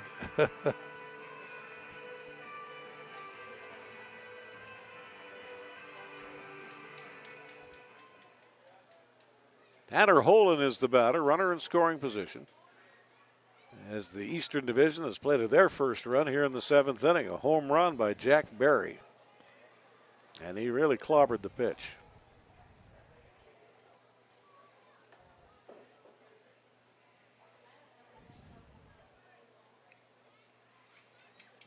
Lights have just been turned on here at the ballpark. Good breaking ball, just missed outside.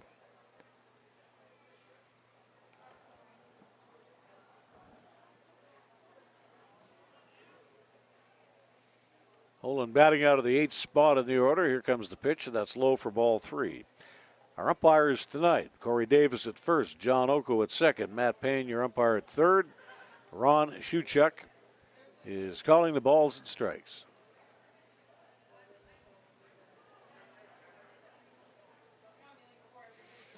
And the 3-0 delivery. That's ball 4.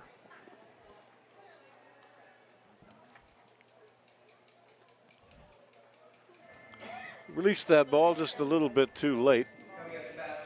As you can see, it was in the dirt.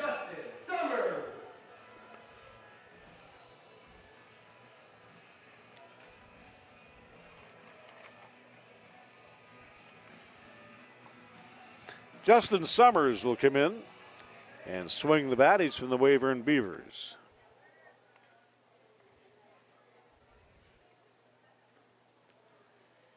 Summers, a right-handed batter. Richmond, California, Academy of Art University.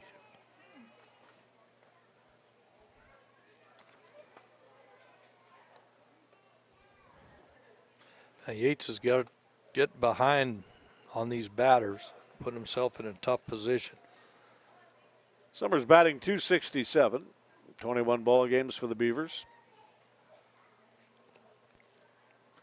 14 runs batted in. And he represents the tying run. As Andrew Yates pitching here with 2 away, then surrendered a gap double to left field. He walked Tanner Holland. And sits at a 2-ball, 1-strike count on Justin Summers.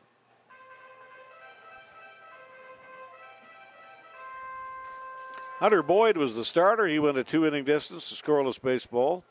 Jaden Griffin worked an inning, nothing across. Will Langford an inning, nothing across. Nick Garcia worked a scoreless inning, as did Flynn Ridley. Here we sit at a 2-ball, 2-strike count.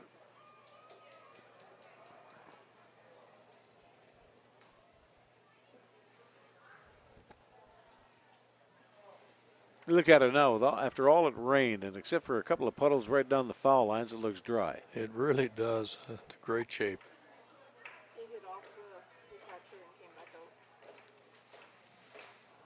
2 balls, 2 strikes. 2 out, 2 on. Pitch is a call strike in the inside corner. And Let's Andrew watch Yates. that. That looked like a very good pitch. And he breaks it right on that inside corner. Good breaking ball. 1 run, 2 hits, no errors, and 2 men left on base. As we move along to the bottom half of the 7th inning in a 4-1 ball game. The Western Division in the lead in the WCBL All-Star Game, brought to you by the Liquor Depot on ICU Video.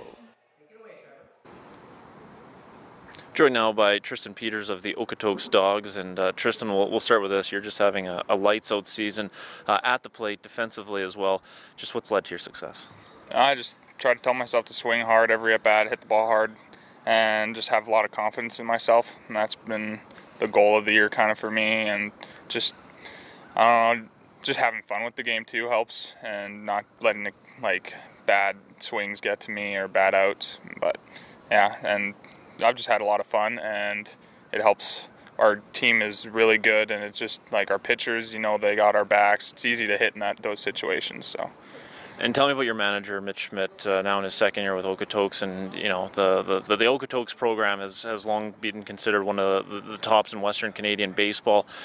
Playing for him and playing in Okotoks, what's that experience been like for you? Oh, it's awesome. It's absolutely awesome. He's a laid-back guy, but if you're not doing the little things right, he'll get upset when he needs to, and he really knows how to manage a team. He knows how to bring all the players together, and I think he's helped us bond very well, which has led to our success. And he's really good at recruiting. We got a lot of good players, and yeah, it's been great. Being at the All-Star game, you mentioned great players. I mean, there's 6 of you selected along with your manager, Mitch Schmidt. What's that mean to come here with a bunch of your teammates? Oh, it's really cool. It just shows that we deserve to be in first place in our division and the league. And it's just a cool feeling knowing that you got all these teammates behind you, and it takes a little pressure off of myself individually. And yeah, it just helps me play better and the rest of the team play better. And yeah. Always these leagues trying to give off a big league feel. Today we've got a home run derby, an all-star game. Does that, as far as getting other players to come up to Canada, things like that, does that make a pretty big difference? I think so, definitely. It lets people get recognized then too. Davis to Dostachuk is going to come in now and bat in the last half of the 7th inning. New pitcher into the ball game is Gerrit Alexander. Swift Current 57 right-hander, Spring, Texas. Texas A&M at Kingsville is the college of choice for Gerrit Alexander.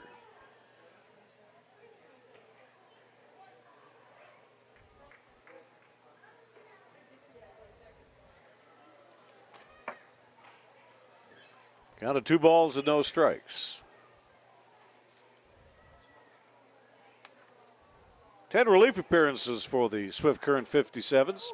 Here he throws some zip on that fastball from a straight overhand delivery. 21 innings of pitching, 13 hits, 4 runs, 3 earned, 11 walks, 28 punchouts, and a 1.29 earned run average. Nice totals for Gerrit Alexander. The Western Division with a lead of 3, 4-1 ball game. Here in this bottom of 7, there's a belt-high strike. Evens the count on up. Got a good pitch right on the outside corner. No, you guys are at every event. Well, I could, but you guys are at every event. Why would I do it? And the pitch is going to be right there for a strike, and Tadasicek is back to the bench. Excellent breaking ball. We used to call that breaking it off the table. Now they call it 12-6. Now hitting from the Fort McMurray Giants, number 2, Matt Hewitt. Of a Fort McMurray Giant ball player coming in to bat. I've seen tweets from it.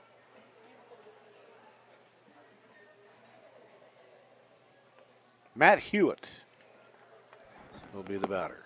We're playing shortstop. You guys should make an Instagram, I said. Came in the previous inning as a defensive replacement at shortstop.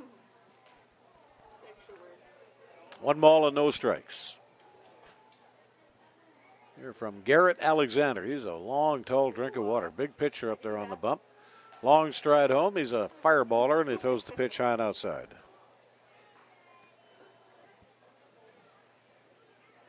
Social media coordinator / makeup artist. First of 2 consecutive years that the Western Canada Baseball League All-Star Game will be held here at Remax Field.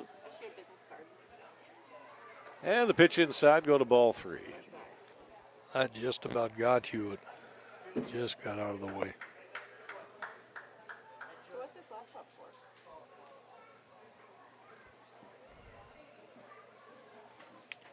What the heck?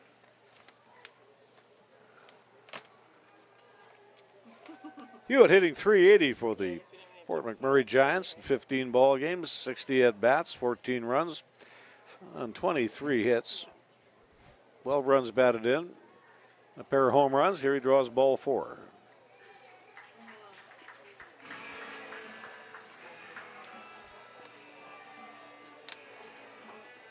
Now hitting number 9 from the Medicine Hat Mavericks, Nolan Radai.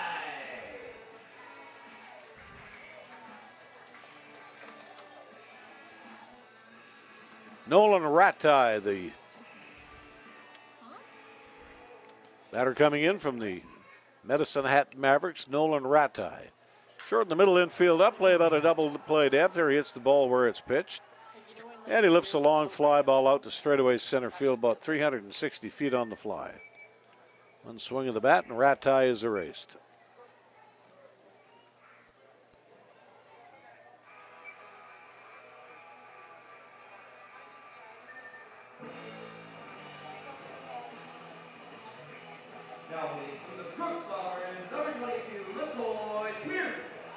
And McCoy Pierce with his second plate appearance here tonight. He's 0 for 1. He bounced out his first time through. McCoy Pierce.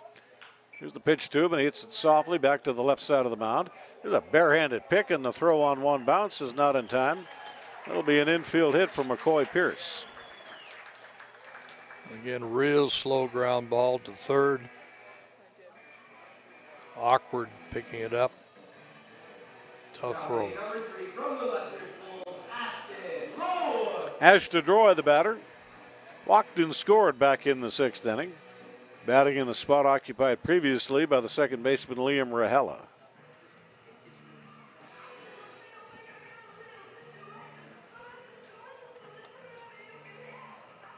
Out of Garson, Ontario, Pratt College, Ashton Roy plays for the Lethbridge Bulls. And here comes the pitch to him. Takes a rip at it, and he pops it up in foul territory. Off the third base dugout, down into the concourse. Strike 1 on the batter. You took that ball from a kid.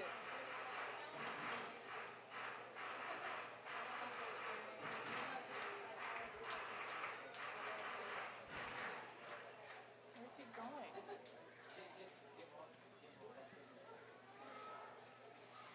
Runner breaks for third. He got a pretty good jump. Here comes the throw, the slide, the tag, and they got him dead on arrival at third base. Excellent throw. There's a Cardinal base running sin right there. You don't try to steal third with a left-handed batter. No runs and 1 hit, no errors, and 1 man left on base. After that put out, if you're scoring it at home, it's 2-5. Let's take a break. This is the WCBL All-Star Game on ICU Video. New pitcher in the ball game for the West Division All-Stars, Ben Irwin. Spruce Grove ball player, Plays for the Lethbridge Bulls, attends Niagara University. Ben Irwin.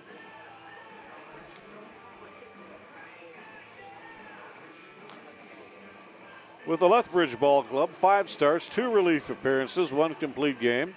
28 in the third innings, 25 hits, 14 runs, 11 earned. Walked 10 batters, struck out 39, and a 3.49 earned run average for Ben Irwin. Gerrit Perez will be the leadoff batter.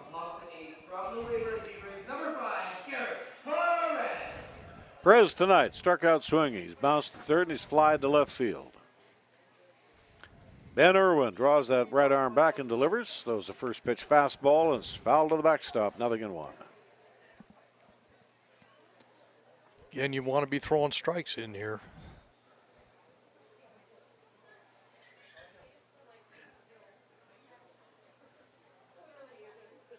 All the pitchers today have been pretty accurate. Hadn't been any wild pitches, I don't think, has there, Al? Not one. Ground ball up the middle. This is Hewitt, the shortstop, comes over, does the full spin, throws a seed onto first base, and you got one away. He just got him. This is a nice play. Turn and let her go. Again, a pretty good idea where he was. Very close play. Oh, little skippy skip. I think it's safe. One out and the base is empty here in the top half of the 8th inning in the All-Star game. There's the ball belted down the right side and it's out of play. Again, a good fastball in the zone. Ben Irwin, the 8th pitcher. Seen action here tonight.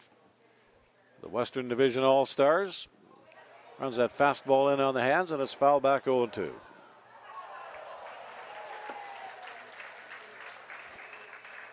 Also see Griffin Keller unless we have a pinch hitter here in this top half of the 8th inning. Yeah, that guy, honestly, he took the ball left. Works out of a full windup and the ball is a comebacker. Fielded on one bounce by Irwin. Underhands to the bag and you got 2 away. Really nice play. Irwin comes off good and square, so when that ball is hit to him, he's in perfect position to make the play. An 0 for 3 night for Griffin Keller. They only picked the MVP of this game, and I'll tell you what, that's not going to be easy. There's been 8 pitchers, a couple of guys. I mean, Jack Berry got a home run. I guess he'd be in consideration. He could be, and you might want to go think about that first pitcher. Went 2 innings.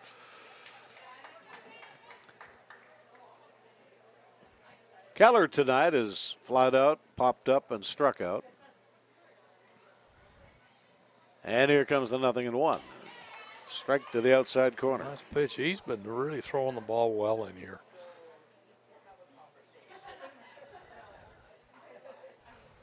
Caleb Warden's got a couple of hits, and he was the MVP of the home run hitting derby. He might be a choice. 2 out, bases empty, and a 1-ball, 2-strike count on the batter. And the pitch foul back.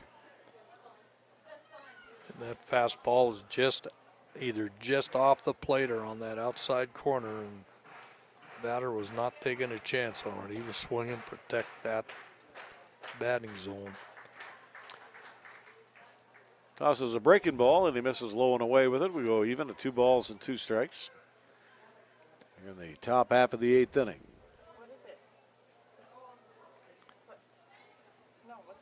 Irwin works just about right down the middle of the pitching slab. He rocks into his windup, delivers. That was a hard-sinking fastball, and it's fouled away. These Seagulls, there's a few of them getting pretty low out there. They might end up getting drilled. Might go with Jack Berry. He's had a couple of great plays at third base. He has. Got himself a big fly ball. There's another comebacker right down the gun barrel and a throw on to first base. That'll get it done. Again, we get the replay on this. Watch the balance. Pitcher is in perfect position, comes off the mound square. He can make the play. Underhand to flip to the bag, 1-3 on the putout. We're here at Remax Field on a Sunday night, and this is the WCBL All-Star Game presented by Liquor Depot on ICU Video. Have a new pitcher coming into the ball game, Jackson Kofer. A left-hander out of Henderson, Nevada, University of Las Vegas, plays for the Regina Red Sox.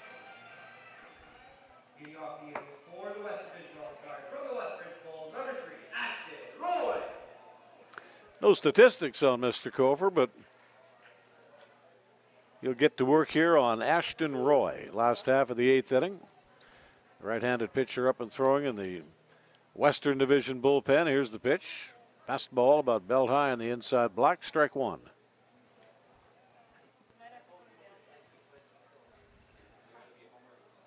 So Garrett Alexander pitches a scoreless 7th inning with a walk and a base hit. Late breaking slider, took a big rip at it. Strike two. Very good pitch.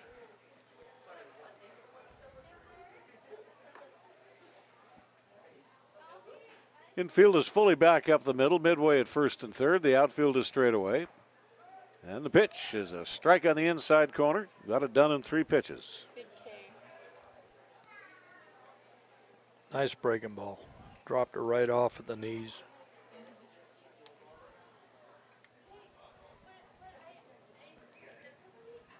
Now hitting number 13, Richard Ortiz. Richard Ortiz is the batter up.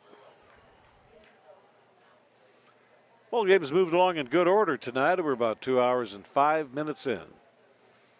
It was a long ball game last night. Oh, Nelly. 3 hours and 30. It was about as much fun as getting a tooth extraction without aid of anesthesia. And I just about had that last week. I'm going to get my money back from that dentist. 1 ball and 1 strike. Here on Richard Ortiz. At least he got the right tooth. That is a positive. Oh, nice breaking ball. 1 ball and 2 strikes. 4-1 ball game. 4 runs, 8 hits, 1 error for the Western Division. 1 run on 4 hits. And errorless baseball for the Saskatchewan Division. There he gets the batter to chase some high gas right up in the wheelhouse.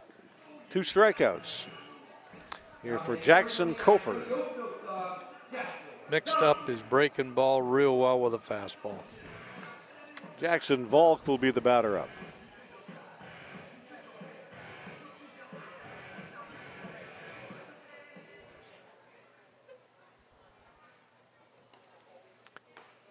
And a strikeout in the middle inside corner of the plate, strike one. Kind of impressed with him. His 2 batters up, a swinging strikeout, a called 3rd strike. Got a pretty good breaking ball and just as good a fastball as I've seen in this ball game today. See that nice natural sink on that pitch? It was, and the first pitch was a breaking ball in the inside corner. This was that fastball that just dropped, again in the inside corner. Throw another one. Ball is cued in fair territory, backhanded by Jack Berry at third base. Throw on 1 bounce. And that's going to be an infield hit for Jackson Volk. That's a nice play at third. This is a tremendous a lot play of by spin on Berry. it. That's right. And deep and over, and it's a good throw. Just got beat out. This is what we expect in an all-star game, these kinds of plays. Very good baseball. On a good day, the Western Canada Baseball League puts out a nice product. They really do. And I can say this about the big leagues. On a bad day, well, it's not so good. That's the game. Here's a high hopper to the left side of the diamond. It's through the hole for a base hit. Well, that's Hunt's 2nd hit of the day, I believe. And again, he gets her pulled right in the gap. A hard hit ball. They've asked me to select the MVP of the game, and if the game is over right now, Jack Berry would be the MVP. Got a big fly ball, about 3 scintillating plays at third base. Got a good hose, nice glove.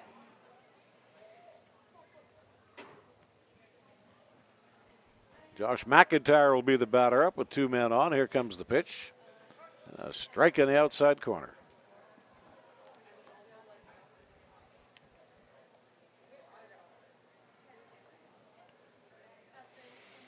One of the few players in this ball game today who's played the entire game at his position. Pitch is on the hands. He opens the bat head up and fouls it away. Strike 2. Yeah, there haven't been many of them, have there? You got Travis Hunt, who's now on first base. We had a guy here who used to be our pitching coach. I don't want to say his name, but he's a great guy. And he was pitching in the All-Star game in 1972 when it was a 2-game break. And everybody, no charters in those days, and everybody had to get to the airport to catch their flight out to wherever they're going to go, home or back on the road. It was the last of the 9. He was the last pitcher in there. It was a long game. He just served one up. Here, hit it. and they did. Pitches in the dirt, 2 balls and 2 strikes. So that should have happened that year that they ran out of players. And I can still remember the umpire, the 2 managers going over to the commissioner, Bud Selig, and he just held his hands out and said, "Well, what do you want me to do about it?" Nothing he could do. They do have, nowadays, at least with the All-Star game, the winner, that means the extra home game goes to either the American League or the National League in the World Series. You know, and I think that is a real good thing to do. I know a lot of people argue it and say it shouldn't be that way, but it makes the All-Star game worth something. You look at most of the All-Star games in pro sport, and they're not really great. There's a high hopper to the left side of the diamond, fielded here by the shortstop, De La Cruz, and the throw is in and out of the glove of the first baseman. You got to catch that ball.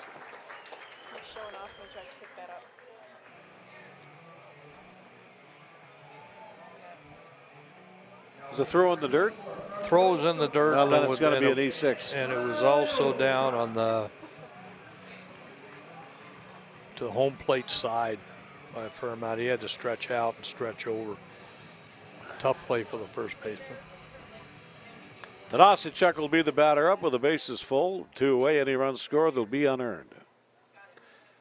You talk about the All-Star games. I can't comment on the basketball one. I don't watch it.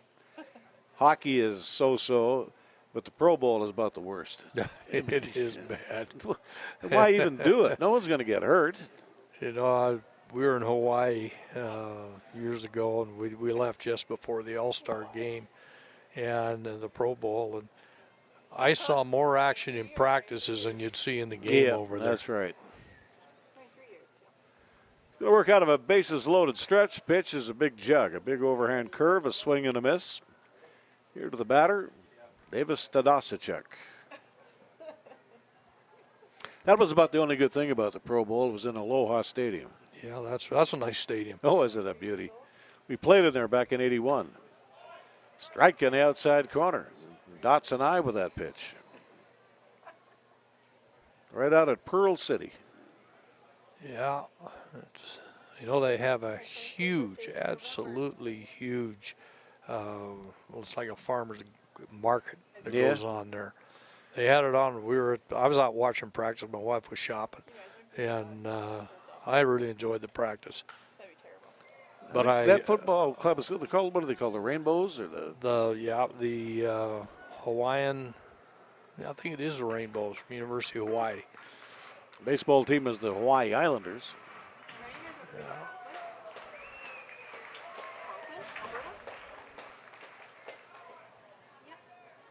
And here comes the 1-2 pitch, a little high. There was a guy that pitched for the Angels, and when that was done, he pitched for the Hawaii Islanders for years. The most famous thing about him is his wife, Mamie Van Doren. I guess. Bo Belinsky. There was a character, eh? Bo Belinsky.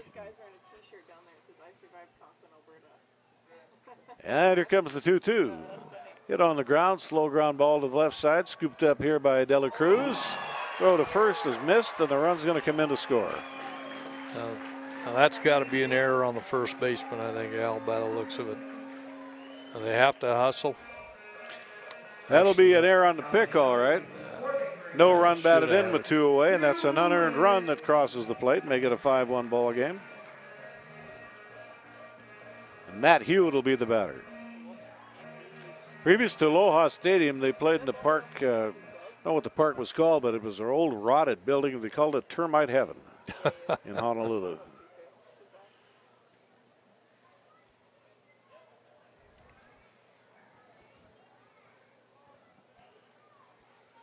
Kofor strides home and delivers. Fastball runs away from the left-handed batter. Strike 1. You know, he's pitched pretty well in this inning, and he hasn't got a lot of help. Try to get a ground ball to the right this time. Yeah. He did. He got a guy twice to roll over ground balls, but outs were not made on the play. Now the strike 1 pitch. Foul to the backstop. 0-2.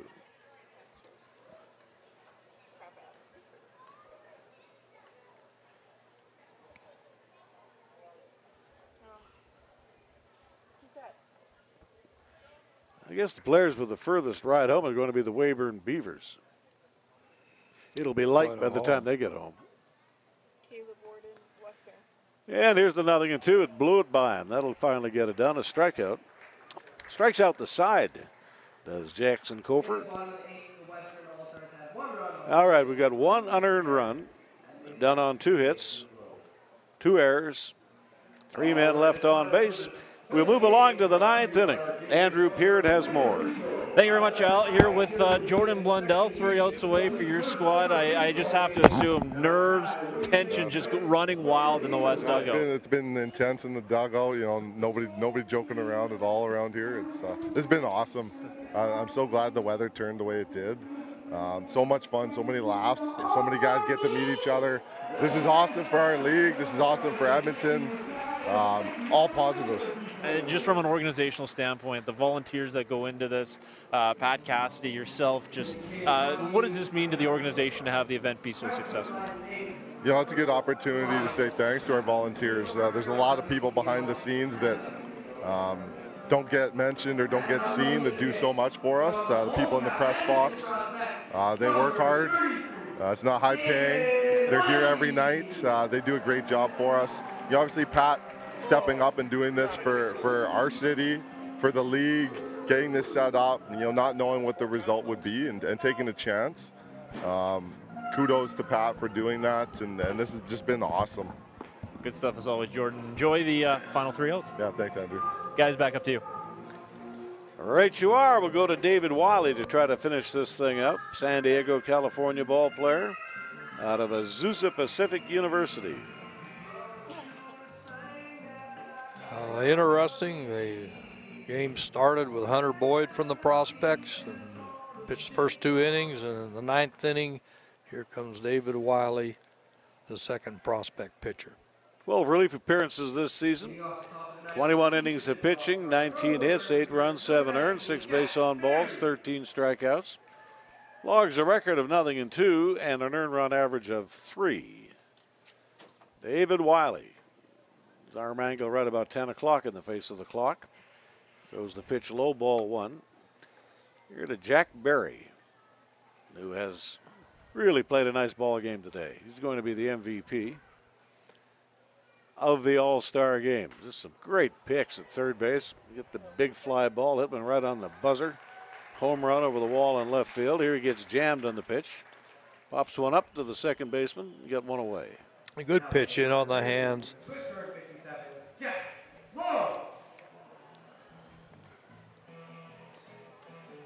Jack Lang is the batter on an 0-for-3 evening.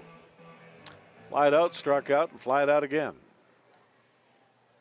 See that little pause in the windup of David Wiley.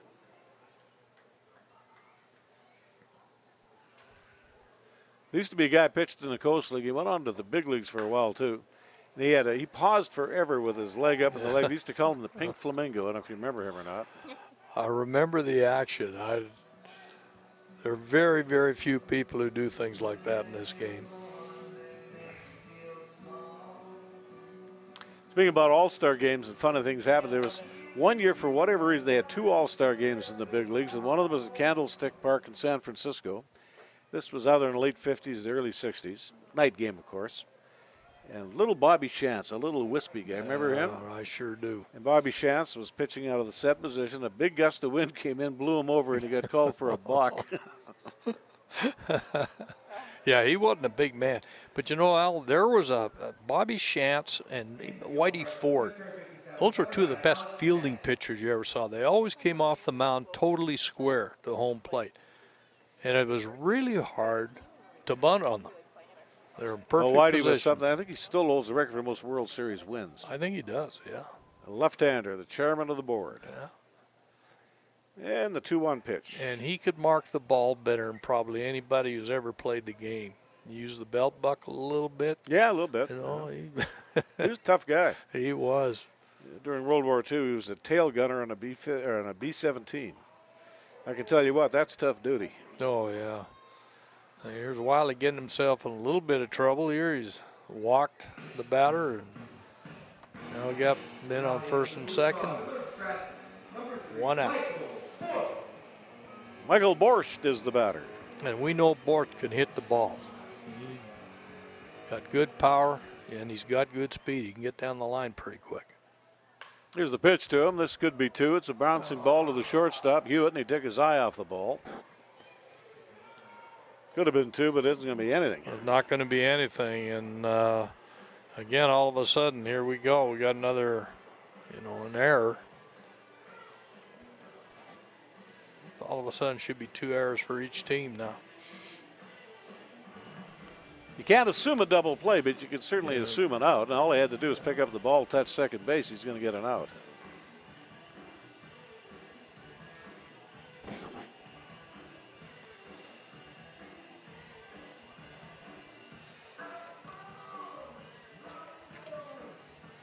Well, it was good despite the terrible weather. It was a nice weekend. Good to see Matt Stairs again.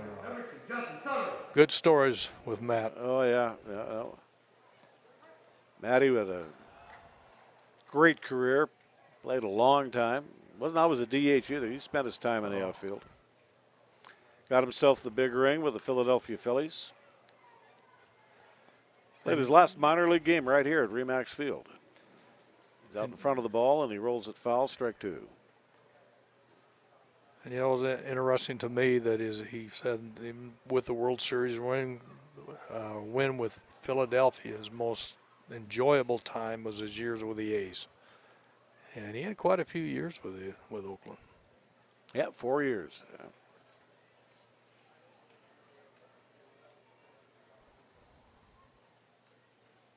Saskatchewan is represented on the base tracks, 2 Swift Current 57s and a Moose Jaw Miller Express playing over at first base. All of them very colorful.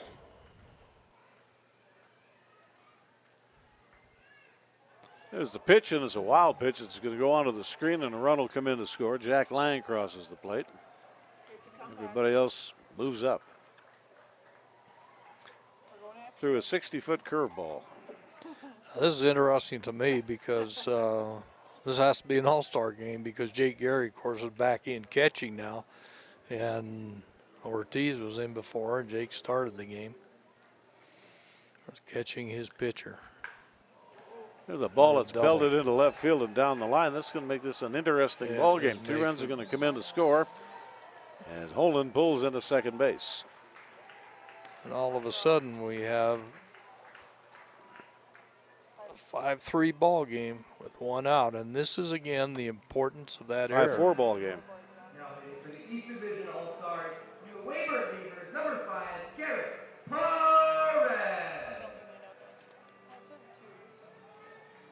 Gerrit Perez, the batter.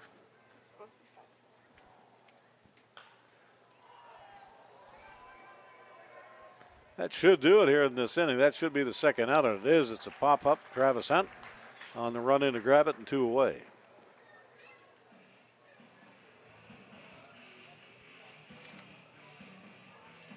Now, as you've said earlier, this game should be over if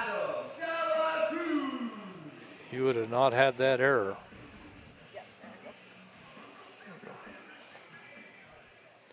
So 5-4 ball game. Good breaking ball from David Wiley.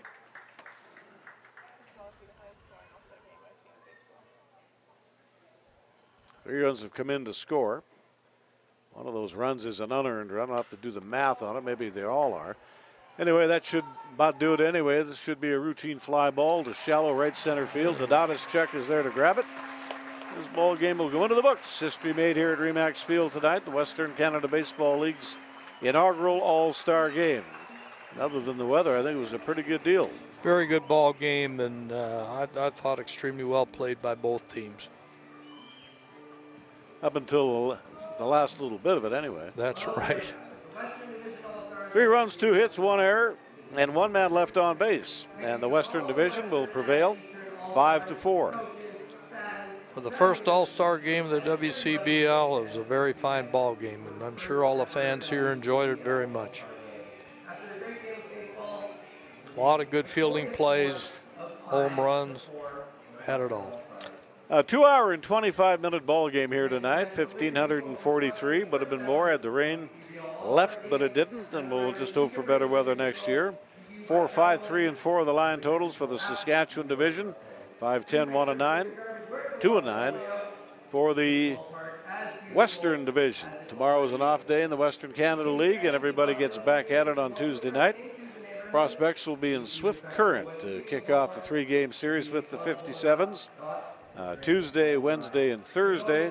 Back here next weekend against the Melville Millionaires. We'll take a brief time out. In return, we'll have more for you from the 2019 WCBL All-Star Game, brought to you by Liquor Depot here on ICU Video. Okay, back onto the field of play, and here's Andrew Peard. Thank you very much, Al. Here with today's MVP, Travis Hunt. Travis, first and foremost, what's it mean to be an All-Star? Not just that, the most valuable player in an All-Star game. It means the world, man. From the bottom of my heart, I just want to thank the people of Edmonton, as well as Jordan Blundell for bringing me up here, as well as my family for allowing me the opportunity to come up here. It truly means the world to me. How cool was it to play this game in your own stadium? It was the best. The turnout was pretty great, and I really appreciate the fans cheering the hometown boys on. Couple of hits for you today. You go the distance. Were you expecting that? I mean, I know you didn't come all the way to Edmonton just to not play ball, but take me through your day. Yeah, I was reading through the lineup yesterday, and I saw that I was going 1 through 9, and I was like, you know what? Let's just go. Let's just keep rolling. So, yeah, I was pretty happy about it. Congrats on the day, and best of luck moving forward this season. Thank you very much. I appreciate it. Guys, that's Travis Hunt, the MVP of the inaugural WCBL All-Star Game. Al, John, back up to you.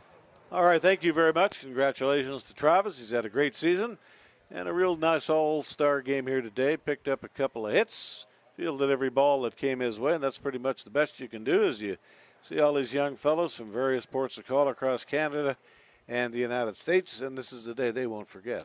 They'll never forget it. A lot of fun. As I said, the Prospects back in action Tuesday, Wednesday, and Thursday in Swift Current. Hopefully they can break out of that funk they're in. They've lost 5 consecutive ball games, but tomorrow's another day, and we hope for better. Next weekend, the Melville Millionaires will be in town Friday, Saturday, and Sunday, and we'll have all 3 games for you here on ICU Video as you see the MVP, Travis Hunt. And a special thank you to our game sponsor, the Liquor Depot, for helping things along as the first of hopefully many WCBL All-Star games played here today at Remax Field. Again, the final totals in the ball game, 5-10, 2-9 for the Western Division, 4-5, 2-4 for the Saskatchewan Division. 2-hour and 25-minute ball game, 1,543 here to watch it.